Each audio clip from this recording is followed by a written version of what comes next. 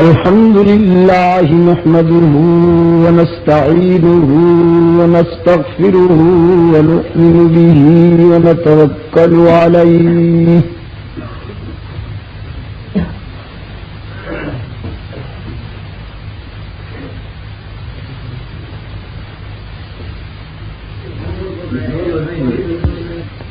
ونعوذ بالله من شرور أنفسنا ومن سيئات أعمالنا من يهده الله فلا مضل له ومن يضلل فلا هادي له ونشهد أن لا إله إلا الله وحده لا شريك له ونشهد أن سيدنا وسندنا ومولانا محمدا عبده ورسوله المبعوث إلى الأسود والأحمر لتتميم مكارم الأخلاق لا يخلق نبي ولا رسول بعده ولا أمة بعد أمته ولا شريعة بعد شريعته ولا كتاب بعد كتابه صلى الله تعالى عليه وعلى آله وأصحابه الذين هم خلاصة العرب العلباء وخير الخلائق بعد الأنبياء وهم كالنجوم في السماء للاهتداء والاقتداء وهم مفاتيح الرحمة ومصابيح الغرر أما بعد فأعوذ بالله من الشيطان الرجيم بسم الله الرحمن الرحيم قل أفغير الله تأمروني أعبد أيها الجاهلون وَلَقَدْ أُوحِيَ إِلَيْكَ وَإِلَى الَّذِينَ مِن قَبْلِكَ لَئِنْ أَشْرَكْتَ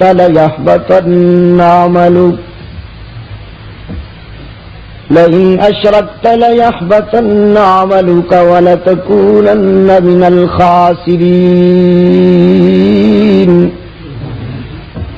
بَلِ اللَّهَ فَاعْبُدْ وَكُن مِّنَ الشَّاكِرِينَ صدق الله مولانا العظيم وصدق رسوله النبي الأمي الكريم ونحن على ذلك لمن الشاهدين والشاكرين والحمد لله رب العالمين.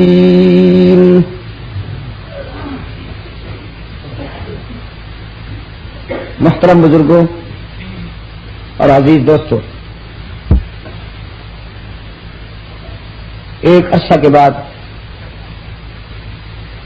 یہاں اڈالی میں حاضری کا اتفاق ہو رہا ہے. اگر آپ احسان کر سکیں تو کھانسیے کم تاکہ میں کچھ کہہ سکوں. یہ صرف خیال کرنے کی بات ہے، خیال نہ کرے تو آدمی بولتا رہتا ہے، کھانسی بھی آتی رہتی ہے، اور اگر ذرا خیال کر کے بیٹھے ادب کے ساتھ تو بات بن جاتی ہے.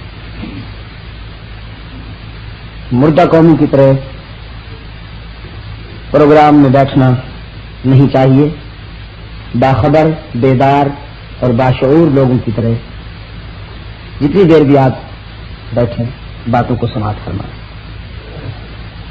الحمدللہ جس طرح میں نے آج سے کئی سال پہلے یہاں حاضر ہوا تھا اور لاؤڈ سپیکر پایا تھا، آج اسی طرح کا لاؤڈ سپیکر پھر میرے سامنے.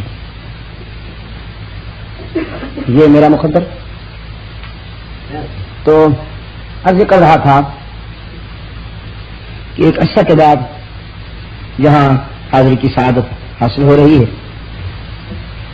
احباب کا اصرار تھا کہ کوئی وقت یہاں کے لیے دیا جائے. آج کے وقت کے لیے وعدہ ہوا تھا، محض اللہ کے فضل و کرم کے ساتھ میں حاضر ہو گیا ہوں اپنے رفقا اور اپنے دوستوں کے ساتھ۔ منتظمین کی طرف سے کوئی موضوع کی نشاندہی نہیں کی گئی کہ میں نے کس موضوع پہ بات کرنی ہے۔ ایسے حالات میں پھر مجھے خود اس بات کا انتخاب کرنا ہوتا ہے کہ کیا کہا اور سنا جائے، تو میں نے مناسب سمجھا کہ رسول اکرم صلی اللہ علیہ وسلم کی سیرت و کردار اور آپ ہی کے ارد گرد گھومنے والی کہانی پر بات کی جائے، کیونکہ یہی وہ مرکز ہے، وہ مخزن ہے جہاں سے باقی تمام شاخیں شروع ہوتی ہیں اور سب کو روشنی یہیں سے میسر آتی ہے۔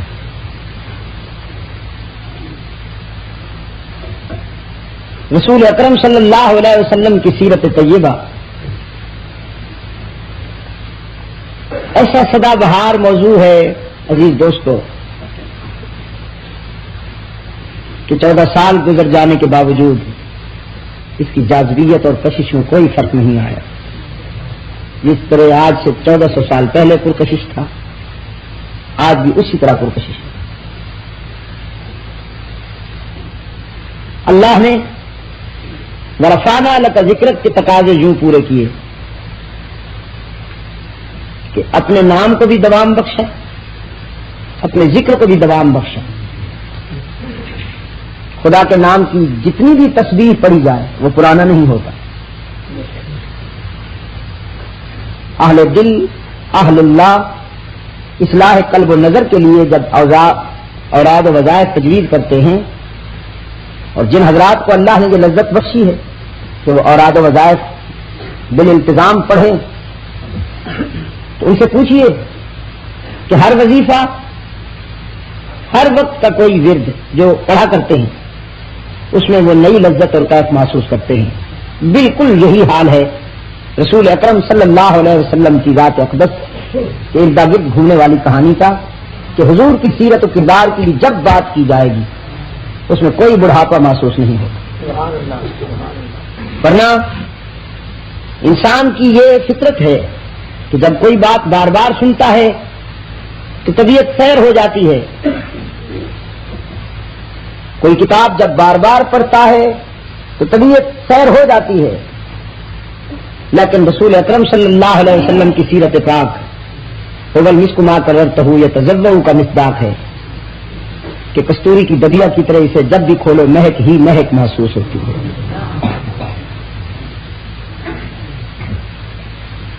ایک تو ہے صورت رسول اور ایک ہے سیرت سرور کائنات۔ صورت یہ ہے کہ جس کی جبین کی تلک صبح کا سویرا بنتا ہے اور جس کے زلفوں کی گھنی چھاؤں راتوں کا اندھیرا بنتا ہے۔ صورت یہ ہے کہ جس کا تبسم رشک ارم ہے اور جس کا غضب موجب ہلاکت بنتا ہے۔ اللہ محفوظ رکھے، اپنے محبوب کے غضب سے اللہ محفوظ رکھے۔ صورت یہ ہے کہ جس کے دندان اقدس کو میں آسمان کے ستاروں سے بھی تشبیہ دوں تو ڈرتا ہوں کہ کہیں گستاخی نہ ہو جائے۔ صورت یہ ہے کہ جس کے پسینے سے گلشن مہکتے ہیں۔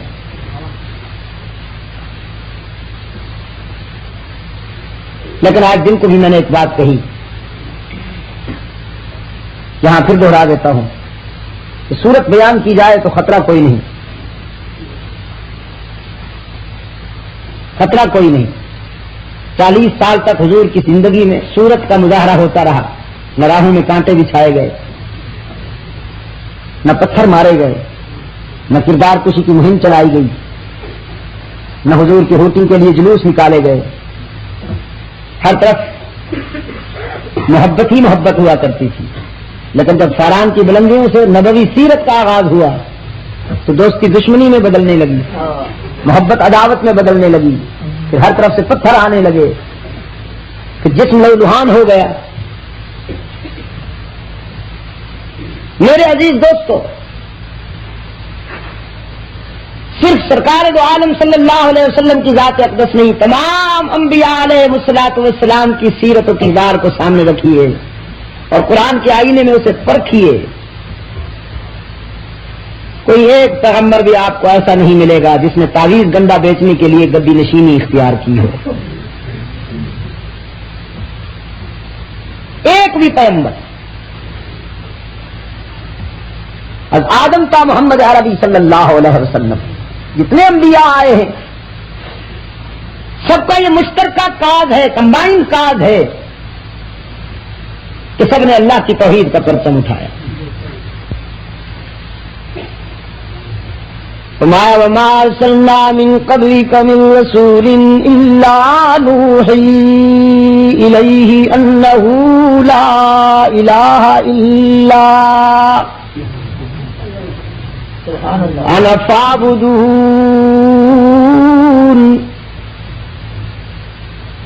ہم نے آپ سے پہلے کوئی پیغمبر ایسا نہیں بھیجا دنیا میں جس کے ذمے یہ کام نہ لگایا گیا ہو کہ میری توحید بیان کرو اور دنیا سے منواؤ کہ کوئی نہیں ہر جگہ موجود مگر اللہ، کوئی نہیں انسانی جبین کے لیے حقیقی مسجود مگر اللہ، کوئی نہیں مشکلوں میں کام آنے والا مگر وہی، کوئی نہیں آفات و ابتلا میں پکارے جانے کے قابل مگر وہی، کوئی نہیں دستگیری کرنے والا، بیڑے پار لگانے والا مگر اللہ۔ تمام انبیاء علیہ الصلوۃ والسلام کو یہی ڈیوٹی سونپی گئی، بلکہ صورتحال تو یہ ہے عزیز دوستو کہ اس کا بننے کے لیے شرط ہی یہ ہے کہ جان اس کے سپرد کر دے۔ سبحان اللہ، سبحان اللہ۔ یہ تو اس دور کا معیار ہے نا روحانیت کا کہ جان پلتی ہے۔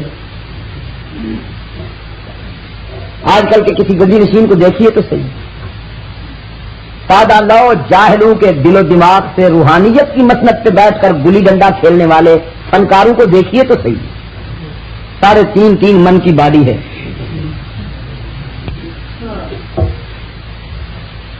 میں جب بیرونی سفر پہ جا رہا تھا، جس جہاز میں میں سفر کر رہا تھا اسی جہاز میں ایک حضرت صاحب بھی سفر کر رہے تھے۔ آپ یقین کیجئے کہ اس کے لیے 2 سیٹیں انگیج کرائی گئی، بیچ میں جو پارٹیشن کے لیے ایک چھوٹا سا وہ بنا ہوتا ہے اس کو ہٹا دیا گیا، اور حضرت صاحب نے جب تشریف رکھا تو دونوں سیٹوں کے فیض پہنچ رہا تھا۔ ایک عیسائی نے مجھ سے کہا، اسلام کے بارے میں وہ سوال بہت کرتا رہا، وہ عیسائی مجھ سے کہنے لگا یہ بھی آپ کا ہے؟ میں نے کہا نہیں یہ تمہارا ہے، ہمارا ایسا نہیں ہو سکتا۔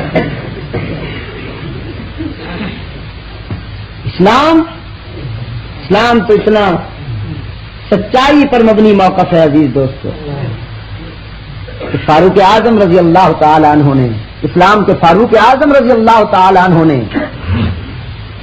حافظ الحدیث حضرت ابو ہریرہ رضی اللہ تعالی عنہ کو صرف اس لیے گورنری سے معزول کر دیا، بحرین کی گورنری سے، کہ جب میں نے آپ کو گورنر بنایا تھا تو آپ ذرا کمزور تھے، اس کی نسبت سے آج ذرا صحت مند ہیں آپ۔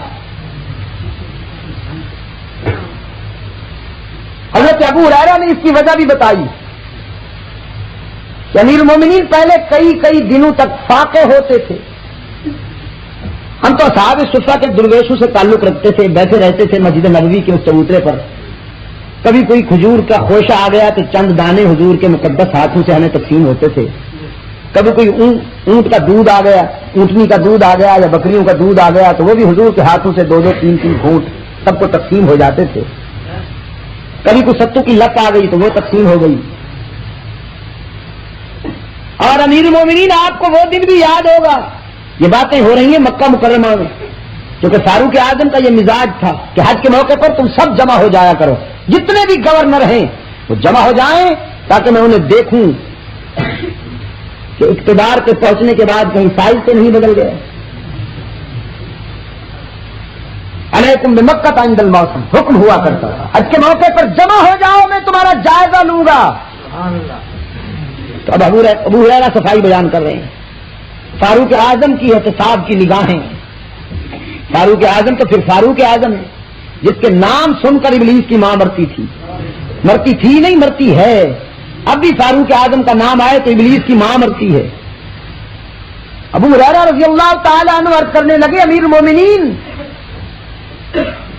آپ کو وہ دن یاد ہے جب مسجد نبوی کے صحن میں بھوک اور نقاہت کی وجہ سے گر پڑا تھا اور آپ لوگ میرے ارد گرد جمع ہو گئے تھے، کوئی کہتا تھا مرگی کا دورہ پڑ گیا ہے بیچارے کو، کوئی کہتا تھا کہیں جادو تو نہیں کر دیا گیا، حالانکہ نہ مجھ کو دورہ پڑا تھا نہ مجھ پر جادو ہوا تھا، واللہ ما ہی ابی الا الجوع، بھوک کے سوا کچھ نہیں تھا۔ کئی دن کے مسلسل فاقوں کی وجہ سے اتنی نقاہت آ گئی تھی کہ میں لڑکھڑا کے گر پڑا۔ تو امیر المومنین میں نے استاد کامل کے قدموں میں بیٹھ کر نفس کشی سیکھی ہے، نفس پروری نہیں سیکھی۔ بات صرف اتنی ہے کہ پہلے کئی دنوں تک فاقے ہوتے تھے، اب آپ نے گورنر بنایا ہے تو فاقوں کی رفتار وہ نہیں رہی۔ جس علاقے میں مجھے گورنر بنایا گیا ہے وہاں پھل فروٹ بہت زیادہ ہیں، افراط سے ہیں، تو پہلے پسلیاں ظاہر تھیں، پیٹ پچکا ہوا تھا، اب ذرا پسلیاں چھپ گئی ہیں، بیلنس برابر ہو گیا ہے، تاؤنڈ نہیں نکل آئی تھی، بیلنس برابر ہو گیا تھا۔ اب سنیے اسلام کا مزاج دیکھیے، نبی کا سچا جانشین، پیغمبر کا تربیت یافتہ مثالی شاگرد، جس کے متعلق حضور نے فرمایا لو کان بعدی نبی لکان عمر، اگر میرے بعد اللہ نے کسی کو نبی بنانا ہوتا تو میرا عمر اس قابل تھا کہ اس کو مسند نبوت پیش کی جائے۔ اب مزاج سنیے، فاروق اعظم فرماتے ہیں ابو ہریرہ جو کچھ تم نے کہا ہے وہ سچ کہا ہے، مجھے اعتماد ہے تم پر، لیکن میں تو یہ پوچھ رہا ہوں کہ رسول اللہ کی امت کی نگہداشت کی ذمہ داری جب آپ کو سونپی گئی ہے تو آپ کو پہلے کی بنسبت کمزور ہو جانا چاہیے تھا۔ یہ بے فکری آپ کو آ کیسے گئی کہ آپ پہلے کی بنسبت ذرا صحت مند ہو گئے ہیں؟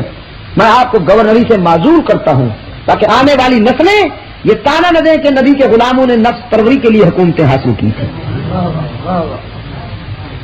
یہ ہے اسلام کا مزاج، اور اسلام کا یہ مزاج خلافت راشدہ کا پہلا تاجدار، سنیے ان باتوں کو، خلافت راشدہ کا پہلا تاجدار جناب صدیق اکبر رضی اللہ تعالی عنہ،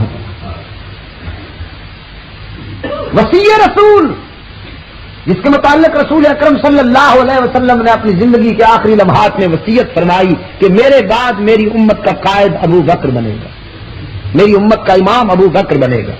چنانچہ اپنے اپنی زندگی میں حضور نے 17 نمازیں امت کو پڑھوائی ہیں اور صدیق اکبر رضی اللہ تعالیٰ عنہ کو امام بنایا ہے۔ وصی رسول تو صدیق اکبر ہے، لیکن جب سے یہ سنی قبرستان میں تبدیل ہوا اب ہر مسجد سے ادھر ادھر سے آوازیں آ رہی ہیں اور یہ آرام کے ساتھ سن رہا ہے۔ وصی رسول بھی صدیق اکبر ہے، وخلیفت ہوں بلا فصل بھی صدیق اکبر ہے۔ جب اس دنیا سے جانے لگتے ہیں تو اپنی لگتے جگر حضرت عائشہ رضی اللہ تعالی عنہا سے فرماتے ہیں کہ بیٹی میری وصیت ہے کہ میرے کفن کے لیے یہی چادر استعمال کی جائے جو میں نے بیماری کے زمانے میں استعمال کی، اس پر کچھ زعفران کے دھبے لگ گئے ہیں، کچھ دوائیوں کے دھبے لگ گئے ہیں، وہ دھو لینا اور یہی چادر صاف کر کے ابو بکر کا کفن تیار کرنا، جو کپڑا کم ہو جائے وہ بھی دوسری دھلی ہوئی چادروں سے پورا کرنا۔ صدیقہ کائنات کی آنکھوں سے آنسو نکل آئے، فرمانے لگی ابا حضور کیا ہمیں اتنی بھی توفیق نہیں کہ ہم اپنے ابو کو نیا کفن پہنا کے دنیا سے رخصت کریں؟ صدیق اکبر رضی اللہ تعالی عنہ نے فرمایا بیٹی نیا کپڑا مرنے والوں سے زیادہ زندہ رہنے والوں کا حق ہے اس پر۔ میرے آقا کی امت میں ڈنڈا کھیلا جائے کہ بزرگوں پر چادریں ڈالو گے تو بزرگ راضی ہوں گے، کچھ لاؤ گے تو کچھ لے کے جاؤ گے، خالی ہاتھ آؤ گے تو خالی ہاتھ جاؤ گے۔ میں تو کہا کرتا ہوں ان فنکاروں سے کہ اگر چادریں ڈالنا ہی محبت ہوتا تو حضور اکرم صلی اللہ علیہ وسلم اپنے دادا ابراہیم کی قبر پہ اتنی چادریں ڈالتے، خدا سے دعا کرتے خدا بندہ بس ہر وقت چادروں کی بارش ہوتی رہے تاکہ میں حضرت ابراہیم کی قبر پہ ڈالتا رہوں، اپنے ابا حضرت عبداللہ کی قبر پہ ڈالتے، یا صحابہ کرام رضوان اللہ تعالی علیہ مجمعین ڈالتے. مگر اسلام کا مزاج یہ نہیں، اسلام یہ نہیں کہتا کہ تم قبرستان میں جاؤ اور وہاں کپڑے ڈالتے پھرو. اسلام کہتا ہے اگر تمہارے پاس کپڑا ہے تو کسی بیوہ کو دو تاکہ وہ دوپٹہ بنا لے. گلیوں میں روتے ہوئے اپنے ابو کو یاد کرتے ہوئے یتیموں کو لباس پہناؤ، ان مسکینوں کو لباس پہناؤ جو تمہارے لیے امتحان ہے تمہارے لیے. یہ تو آزماتا ہے نا، کسی کو دے کے آزماتا ہے، کسی سے لے کے آزماتا ہے، کسی کو ترنگر بنا کے آزماتا ہے، کسی کو گداگر بنا کے آزماتا ہے. یہ دونوں چیزیں امتحان کی ہیں. جب دیتا ہے تو اس میں بھی آزمائش ہوتی ہے، جب لیتا ہے تو اس میں بھی آزمائش ہوتی ہے. جب دیتا ہے تو پھر دیکھتا ہے خداوند عالم کہ میں نے اس کی جیب بھر دی، میں نے اس کا سر اونچا کر دیا، اب دیکھوں شکر کرتا ہے یا کرتا ہے. خدا کی عطا کردہ دولت، اللہ کی عطا کردہ صحت و سلامتی پر جو اکڑتا ہے تو پھر وہ گردن توڑنا بھی جانتا ہے. ہم نے دیکھے ہیں ایسے ہزاروں کے جن کا معطر بدن تھا، مشین چلن تھا، قبر کوہن ان کی کھودی تو دیکھا نہ عضو بدن تھا نہ تار کفن تھا، کایا ہی پلٹ گئی. امیر تقی درد کہتے ہیں قبرستان میں جا رہا تھا، کسی کی پرانی قبر سے کھوپڑی نکلی پڑی تھی. امتداد زمانہ میں وہ اس قدر سڑ چکی تھی، گل چکی تھی کھوپڑی کہ میرا پاؤں آیا تو ریزہ ریزہ ہو گئی. کل پاؤں ایک کاسائے سر پر جو آ گیا، یکسر وہ استخان شکستہ سے چور تھا. کہنے لگا کہ دیکھ کے چل رہا بے خبر میں بھی کبھی کسی کا سرے پرغرور تھا، میں بھی کبھی کسی کا سرے پرغرور تھا. میرے عزیز دوستو یہ آزمائش ہوتی ہے. حضرت سلیمان علیہ الصلوۃ والسلام اللہ کے پیغمبر ہیں، نبوت بھی ملی، دولت بھی ملی. حضرت سلیمان علیہ السلام کو نبوت بھی ملی، دولت بھی ملی. کہا تو یہ جاتا ہے نا صاحب کہ اللہ والا وہ ہوتا ہے کہ جو در در پہ مانگتا پھرے. نا، اللہ والا وہ ہوتا ہے کہ جو خدا کے سوا کسی سے نہ مانگے. پتہ نہیں تمہارے پلے کچھ پڑا ہے یا نہیں. بیٹھے تو اس طرح ہو جیسے ریلیف فنڈ لینے کے لیے سیلاب زدگان بیٹھے ہوتے ہیں، رنگت ویران چہرے اجڑے ہوئے، خبر نہیں کس چیز کی انتظار ہے آپ کو. نہیں، میں تو حاضر ہوں نا، میں تو بول بھی رہا ہوں، لیکن یہ باتیں تو آپ کے اتر نہیں رہی. جب دل میں اتریں گی تو چہرے پہ اس کے کچھ تھوڑا سا ریئیکشن ہوگا. تو وہ ریئیکشن جو ہے میں دیکھ رہا ہوں وہ کچھ جیسے میں ان کے دل کی بات نہیں کر رہا. بھائی اگر آپ کو قصیدے دوڑے کی انتظار ہے یا ٹوٹکوں اور قصہ کہانیوں کی انتظار ہے وہ تو مجھے آتے نہیں. یہ مت کہو کہ بنا دو، خود بناؤ، خود بناؤ. گھوڑے پر جاتے ہوئے، اونٹ پر جاتے ہوئے اگر تمہارے ہاتھوں سے لکڑی گر جائے تو کسی سے مت کہو کہ اٹھا کے دو، خود اترو اور اٹھاؤ. پیغمبر اقدس صلی اللہ علیہ وسلم انسان کی عزت نفس کا معمار ہوتا ہے، معمار. ایک بدوی اعرابی آ کے ملتا ہے رسول اکرم سے، مسافہ کرتا ہے تو کانپنے لگتا ہے، جسم پہ لرزہ طاری ہو گیا اس کے، یہ سوچ کر کہ میں کس سے مل رہا ہوں، کس ہستی سے ہاتھ ملا رہا ہوں کہ جو انبیاء کا امام ہے، جو اللہ کا محبوب ہے، جو کائنات کا خلاصہ ہے. انسانیت اگر دودھ ہے تو یہ اس کا مکھن ہے. یہ میں کس سے مل رہا ہوں؟ کانپنے لگتا ہے. تو حضور اکرم صلی اللہ علیہ وسلم فرماتے ہیں ہوّن علیکا، وفی روایت ہوّن علی نفسک، قابو پاؤ اپنے اوپر، کانپتے کیوں ہو؟ فانی لست بملک، میں کوئی آدم خور شہنشاہ تو نہیں ہوں. انما انا ابن امرأۃ کانت تأکل القدید، میں تو اس ماں کا بیٹا ہوں جو سوکھا ہوا گوشت کھایا کرتی تھی. حدیث میں آتا ہے کہ وہی بدوی جو ڈر کے مارے کانپ رہا تھا، جب رسول اکرم نے یہ فرمایا تو سینہ تان کے کھڑا ہو گیا. پھر حضور کے لبوں پہ مسکراہٹ آ گئی. معلم کامیاب ہو گیا کہ جو میں چاہتا تھا وہی ہو گئے. اس طرح ہو کہ یوں کرتے پھرنا، اس ذلت سے بچایا ہے کملی والے نے انسانیت کو. ایک سفارتی سفر سے واپس آتا ہے، سفیر بن کے گیا تھا حضور کا صحابی، جب واپس آتا ہے تو یوں کھڑے ہو کر حالات سفر بیان کرتا ہے. رسول اکرم نے فرمایا پہلے اپنی حالت تبدیل کرو پھر حالات سفر سنانا.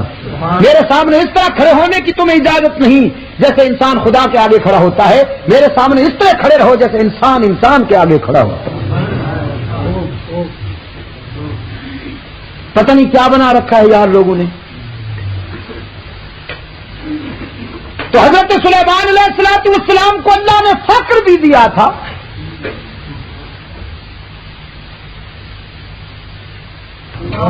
اسے فخر کہتے. اور حضرت علی رضی اللہ تعالیٰ عنہ کا بڑا حکیمانہ جملہ ہے کہ یہ دولت، یہ کتیا، اس کی خوبی، اس کی فطرت یہ ہے کہ جب تم اس کے پیچھے جاؤ گے تو یہ بھاگے گی، جب تم اس کو چھوڑ دو گے تو یہ تمہارے پیچھے بھاگے گی. یہ اس کی فطرت ہے. اور فخر کی علامت یہی ہے کہ دولت سیلاب بن کے بھی اگر اس کے پیچھے آئے، آندھی بن کے آئے، تو وہ اس سے متاثر نہ ہو. کیوں جناب میں آپ سے پوچھتا ہوں کہ اگر اللہ کے رسول صلی اللہ علیہ وسلم خداوند عالم کے حضور التجا کرتے کہ پروردگار عالم یہ عہد سونے کا بن جائے، تو کیا پیشکش نہیں ہوئی تھی کہ اگر آپ چاہیں تو محبوبم یہ پہاڑ سونے کا بن جائے؟ رسول اکرم صلی اللہ علیہ وسلم نے فرمایا نہیں میرے اللہ، الفقر فقری، میں سونے کے پہاڑ نہیں چاہتا، میں دل مستغنی چاہتا ہوں. دل مستغنی چاہتا ہوں جو تیرے سوا کسی اور کی طرف رجوع نہ کرے. لیکن حج کے موقع پر جو میں نے جا کے حالات دیکھے ہیں عرب کے، سعودی عرب کے، میں نے کہا اللہ کے رسول صلی اللہ علیہ وسلم نے تو یہ پیشکش قبول نہیں کی تھی خدا کی طرف سے، لیکن اللہ نے گویا عہد کو سونے کا بنا ہی دیا. آج سعودی عربیہ کی دھرتی سونا اگل رہی ہے. اتنی دولت ہے کہ وہ اس کو خرچ کرنے کے لیے سوچتے ہیں، مصرف نہیں ملتا انہیں. خرچ کرنے کے لیے سوچتے ہیں، مصرف نہیں ملتا. دھرتی تیل اگل رہی ہے، سونا اگل رہی ہے. اس پر میں ایک تبصرہ کیا کرتا ہوں اگر آپ اجازت دیں تو آج عرض کر دوں. میں نے کہا سعودی عربیہ والوں نے اللہ کے سوا کسی سے نہیں مانگا، خدا نے انہیں کسی کا محتاج ہی نہیں بنایا. اور یہاں زلفوں والی سرکار، کوئی بلیاں والی سرکار، کوئی چلیاں والی سرکار، جدھر جائیں گے قطار اندر قطار. اور جس نکمے کو معاشرے میں اور کوئی کاروبار نہیں ملتا وہ کوئی بڑے سائز کی قبر تاڑ لیتا ہے، اور جس کو قبر بھی فارغ نہ ملے وہ خواب دیکھ لیتا ہے کہ حضرت صاحب خواب میں آئے ہیں، انہوں نے فرمایا میں فلاں جگہ پر دفن پڑا ہوں، اب تک تو میں غائب رہا تھا لیکن اب ضرورت پڑ گئی ہے، تم جھنڈیاں لگا لو، یہاں مجاور بن کے بیٹھ جاؤ، لوگوں سے کہو ہر جمعرات کو آیا کریں، دیے جلایا کریں، نذرانے پیش کیا کریں، ورنہ پھونک ماروں گا، پورے علاقے کو جلا کے راکھ کر دوں گا. اور یہاں تو پھر قوم ہی ایسی ہے. یہاں پر قطار اندر قطار ہے، قطار اندر قطار، آستانے آستانے. تیل نکلتا ہے پھر غائب ہو جاتا ہے. اخبارات کے صفوں پر کئی مرتبہ تیل نکلا لیکن فزیکلی آج تک ہم اسے نہیں دیکھا. انہوں نے اللہ کے سوا کسی سے نہیں مانگا. میں یہ نہیں کہتا ہوں کہ ان میں انسانی کمزوریاں نہیں ہیں، انسانی کمزوریاں ان میں بھی ہیں، لیکن ایک خوبی یہ ہے، اور میں کہتا ہوں کہ یہ حضور اکرم صلی اللہ علیہ وسلم کے قرب کا فیض ہے. وہ سرزمین جہاں رسول اللہ کے قدم لگے، جہاں صحابہ کے قدم لگے، جس دھرتی پر صدیق اکبر چلتا رہا، فاروق اعظم چلتا رہا، عثمان ذو النورین ٹہلتا رہا، جس دھرتی پر معاویہ کے قدم لگے ہیں، حسن حسین کے قدم لگے ہیں، خدا نے آج تک اس دھرتی کو شرک و بدعت کی لعنتوں سے محفوظ رکھا. یہ فیضان ہے حضور اکرم کی تعلیمات کا. میرے عزیز دوستو، حضرت سلیمان علیہ السلام مسند اقتدار پہ تشریف فرما ہیں. خدا سے مانگی تھی حضرت سلیمان علیہ السلام نے حکومت. حالات ایسے تھے کہ ضرورت پڑ گئی. بعض حضرات کہتے ہیں کہ تسبیح پڑھنے سے انقلاب آ جائے گا، تسبیح پڑھنے سے انقلاب آ جائے گا. تسبیح پڑھنے سے کیسے انقلاب آتا ہے؟ فرمایا رب زلفوں والی سرکار، کوئی بلیاں والی سرکار، کوئی چلیاں والی سرکار، جدھر جائیں گے قطار اندر قطار. اور جس نکمے کو معاشرے میں اور کوئی کاروبار نہیں ملتا وہ کوئی بڑے سائز کی قبر تاڑ لیتا ہے.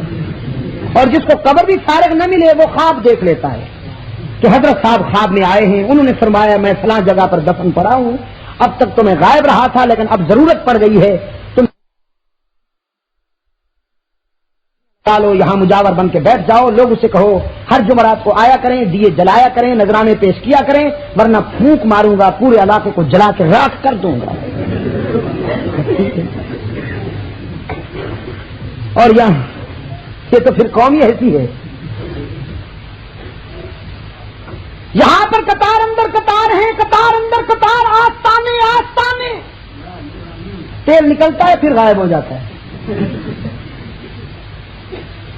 اخبارات کے صفوں پر کئی مرتبہ تیل نکلا لیکن فزیکلی آج تک ہم اس سے نہیں دے، انہوں نے اللہ کے سوا کسی سے نہیں مانگا۔ میں یہ نہیں کہتا ہوں کہ ان میں انسانی کمزوریاں نہیں ہیں، انسانی کمزوریاں ان میں بھی ہیں، وہ بھی اسی دور کے لوگ ہیں، لیکن ایک خوبی یہ ہے، اور میں کہتا ہوں کہ یہ حضور اکرم صلی اللہ علیہ وسلم کے قرب کا فیض ہے۔ وہ سرزمین جہاں رسول اللہ کے قدم لگے، جہاں صحابہ کے قدم لگے، جس دھرتی پر صدیق اکبر چلتا رہا، فاروق اعظم چلتا رہا، عثمان ذو النورین ٹہلتا رہا، جس دھرتی پر معاویہ کے قدم لگے ہیں، حسن حسین کے قدم لگے ہیں، خدا نے آج تک اس دھرتی کو شرک و بدعت کی لعنتوں سے محفوظ رکھا۔ یہ فیضان ہے حضور اکرم کی تعلیمات کا۔ میرے عزیز دوستو، حضرت سلیمان علیہ السلام مسند اقتدار پہ تشریف فرما ہیں، خدا سے مانگی تھی حضرت سلیمان علیہ السلام نے حکومت، حالات ایسے تھے ضرورت پڑ گئی۔ بعض حضرات کہتے ہیں کہ تسبیح پڑھنے سے انقلاب آ جائے گا، تسبیح پڑھنے سے انقلاب آ جائے گا، تسبیح پڑھنے سے کیسے انقلاب آتا ہے؟ فرمایا رب اغفر لی وہب لی ملکا لا ينبغی لأحد من بعدی۔ پیغمبر کا انداز دیکھیے، سب سے پہلے التجا کرتے ہیں میرے داتا میری عقبہ سنوار دے، رب اغفر لی، پہلے تو میری عقبہ سنوار دے۔ اور ہم جب ہم ہاتھ اٹھاتے ہیں تو عقبہ یاد ہی نہیں ہوتی، فلانے کی زمین بہت زیادہ ہے، خدا بندہ مجھے بھی اس سے زیادہ عطا کر۔ اللہ کو بھی ہماری اس کمزوری کا پتہ تھا، دعا کا طریقہ بھی یہی سکھایا کہ ربنا آتنا فی الدنیا، پہلے دنیا مانگ لو پھر عقبہ کی بات ہو، لیکن وہ پیغمبر ہے نا، فرمایا رب اغفر لی وہب لی ملکا لا ينبغی لأحد من بعدی، میرے داتا سب سے پہلے تو التجا ہے کہ میری عقبہ سنوار دے، پھر حکومت بھی عطا کر، سلطنت بھی عطا کر، تاکہ ظالموں کا ہاتھ روک سکوں، مجھے حکومت عطا کر تاکہ مظلوموں کی حمایت کا حق ادا کر سکوں، مجھے حکومت عطا کر تاکہ بہنے والے آنسو کا مداوع کر سکوں، چیختے ہوئے انسانوں کو خوش کر سکوں۔ اور خداوند جب تجھ سے مانگی ہے حکومت تو حکومت بھی ایسی عطا کر کہ پھر ایسی حکومت اور کسی کو میسر نہ آئے۔ رب العالمین نے فرمایا ہم نے اپنے پیغمبر کی التجا سن لی، قبول کر لی سلیمان علیہ السلام کی التجا، حکومت دی۔ کون سا ہے دیکھا نا، اس کے بغیر بات نہیں بنتی، اس کے بغیر بات نہیں بنتی۔ کچھ جنس ایسی ہوتی ہے کہ جو التجا درخواست اپیل نہیں سمجھتی، وہ یہی زبان سمجھتی ہے، ایک جنس ایسی ہے اور اس کی گنجائش ہے اسلام میں، یہ میں آپ کو بتا دوں۔ اب تعالیٰ نے اپنے پیغمبر کی التجا کی لاج رکھی، حکومت عطا کی، انسانوں کو محکوم بنایا، جنات پر حکومت عطا کی، پرندوں پر حکومت عطا کی، ہواؤں کو بھی پابند کر دیا۔ قرآن کہتا ہے فَسَخَّرْنَا لَهُ الرِّيحَ، ہم نے ہواؤں کو مسخر کر دیا سلیمان کے لیے، آندھیوں سے کہا تم بھی رک جاؤ، صبا سے کہا تم بھی ٹھہر جاؤ، کیا روک دی گئی؟ صبا روک دی گئی کہ پیغمبر کی انگلی کا انتظار کرو، جس طرف نبی اشارہ کرتا جائے تم اسی طرف پرواز کرو۔ ہوائیں مسخر ہیں، جنات مسخر ہیں، انسان مسخر ہیں، دریا مسخر ہیں پیغمبر کے حکم پر۔ احقاق حق اور ابطال باطل کے فریضہ کو ادا کرنے کے لیے پیغمبر نے لشکر ترتیب دیا، اس میں یہ ساری چیزیں ہیں، انسان بھی ہیں، جنات بھی ہیں، ہوائیں بھی ہیں، پرندے بھی ہیں۔ وَحُشِرَ لِسُلَيْمَانَ جُنُودُهُ مِنَ الْجِنِّ وَالْإِنسِ وَالطَّيْرِ فَهُمْ يُوزَعُونَ۔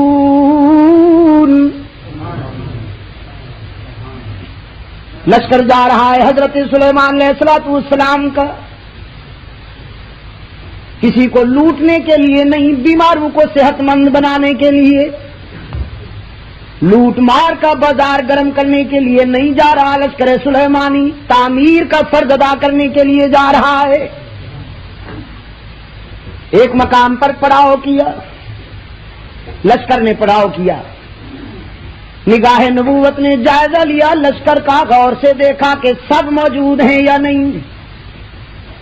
قرآن کہتا ہے وَتَفَقَّدَ الطَّيْرَ، ایک پرندہ غائب پایا، فَقَالَ مَا لِيَ لَا أَرَى الْهُدْهُدَ أَمْ كَانَ مِنَ الْغَائِبِينَ۔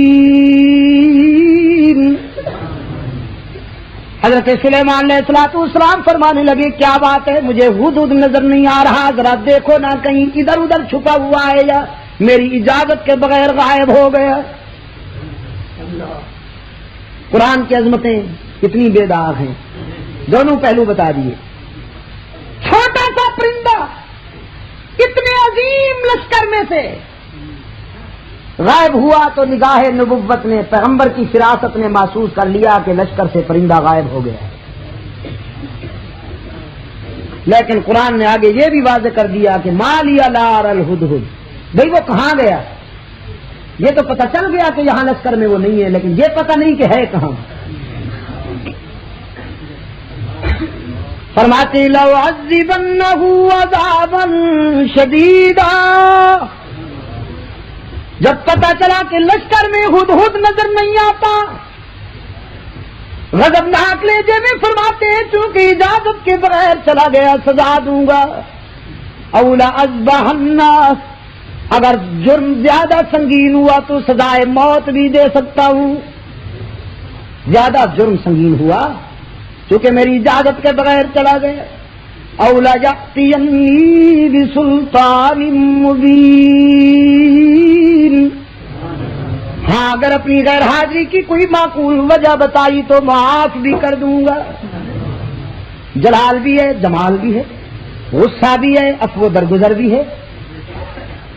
قرآن پاک اطلاع دیتا ہے کہ فما کا صغیر بعید، ہوا کی لہروں نے پرواز کی اور اپنے پیر بھائی کو اطلاع دی، ہدہد کو اطلاع دی کہ جلدی پہنچو، تم یہاں پرواز کرتے پھرتے ہو، پیغمبر تمہیں یاد کر رہا ہے ناراضگی کے ساتھ۔ جلدی میں ہدہد آئے، حضرت سلیمان علیہ السلام کی خدمت میں آئے۔ حضرت سلیمان علیہ السلام نے فرمایا کہاں گیا تھا تو میری اجازت کے بغیر؟ ہدہد کہتا ہے حَتُّ بِمَا لَمْ تُحِطْ بِهِ، وہاں سے ہو کے آیا ہوں جہاں آپ بھی آج تک نہیں گئے۔ پرندے کو بھی پتا تھا کہ ہر جگہ نبی نہیں ہوتے موجود، ہر جگہ صرف اللہ کی ذات ہوتی ہے۔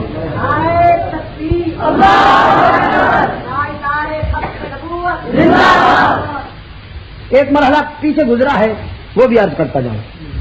ایک وادی سے گزر رہا ہے لشکر سلیمان، قرآن نے اس وادی کو معنون کیا ہے وادی نمل سے، فرمایا حتی اذا اتوا علی وادی النمل، جب لشکر سلیمانی ایک ایسی وادی سے گزر رہا تھا جہاں چیونٹیاں بہت زیادہ تھیں، قالت نملۃ یا ایھا النمل، چیونٹیوں کی سردار ایک چیونٹی نے اپنی قوم کو خطاب کرتے ہوئے کہا کہ ادخلوا مساکینکم، جلدی جلدی سے اپنے سوراخوں میں اپنے بلوں میں گھس جاؤ، لا یحطمنکم سلیمان، کہیں سلیمان تمہیں کچل نہ دے، کہیں سلیمان تمہیں پیس نہ ڈالے۔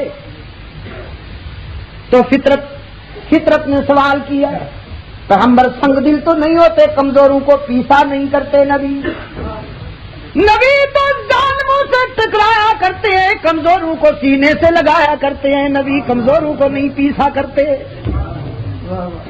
قرآن پاک نے فرمایا وَهُمْ لَا يَشْعُرُونَ، وہ چیونٹی کہنے لگی نبی کے پاؤں میں کچلی جاؤ گی، اس لیے کہ تم چھوٹی ہو نا، نظر نہیں آتی ہو، پیغمبر کو پتہ ہی نہیں چلے گا تم کچلی جاؤ گی۔ یہ وَهُمْ لَا يَشْعُرُونَ جو ہے کتنا بیدار تبصرہ ہے قرآن پاک کا کہ ہر چھوٹی بڑی چیز کو جاننا یہ اللہ کی صفت ہے۔ چیونٹی کو بھی پتا تھا، لیکن آج کل کے ڈھائی من کے چیونٹے نہیں جانتے، انہیں یہ بات سمجھ میں نہیں آتی۔ چیونٹی ذرا سی اسے بھی پتا تھا۔ ہدہد پرندہ کہتا ہے میں تو وہاں سے ہو کے آیا ہوں جہاں آپ بھی آج تک نہیں گئے۔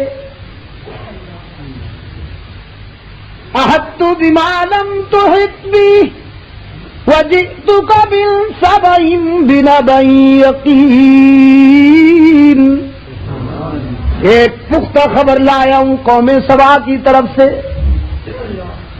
ایک ایسی قوم دیکھ کے آیا ہوں جہاں پر عورت حکومت کر رہی ہے، ایک عورت ان کی حکمران ہے، ملکہ ہے۔ اللہ نے اس قوم کو دولت سے مالا مال کیا ہے، لیکن وہ اتنے بڑے نمک حرام ہیں کہ سورج کو سجدہ کرتے ہیں۔ تو اللہ کے پیغمبر اگلے محاذ پر پھر جائیں گے، پہلے اس زنخی قوم کو ٹھیک کر لیں۔ حضرت سلیمان علیہ السلام نے فرمایا سننظر اصدقت ام کنت من الکاذبین،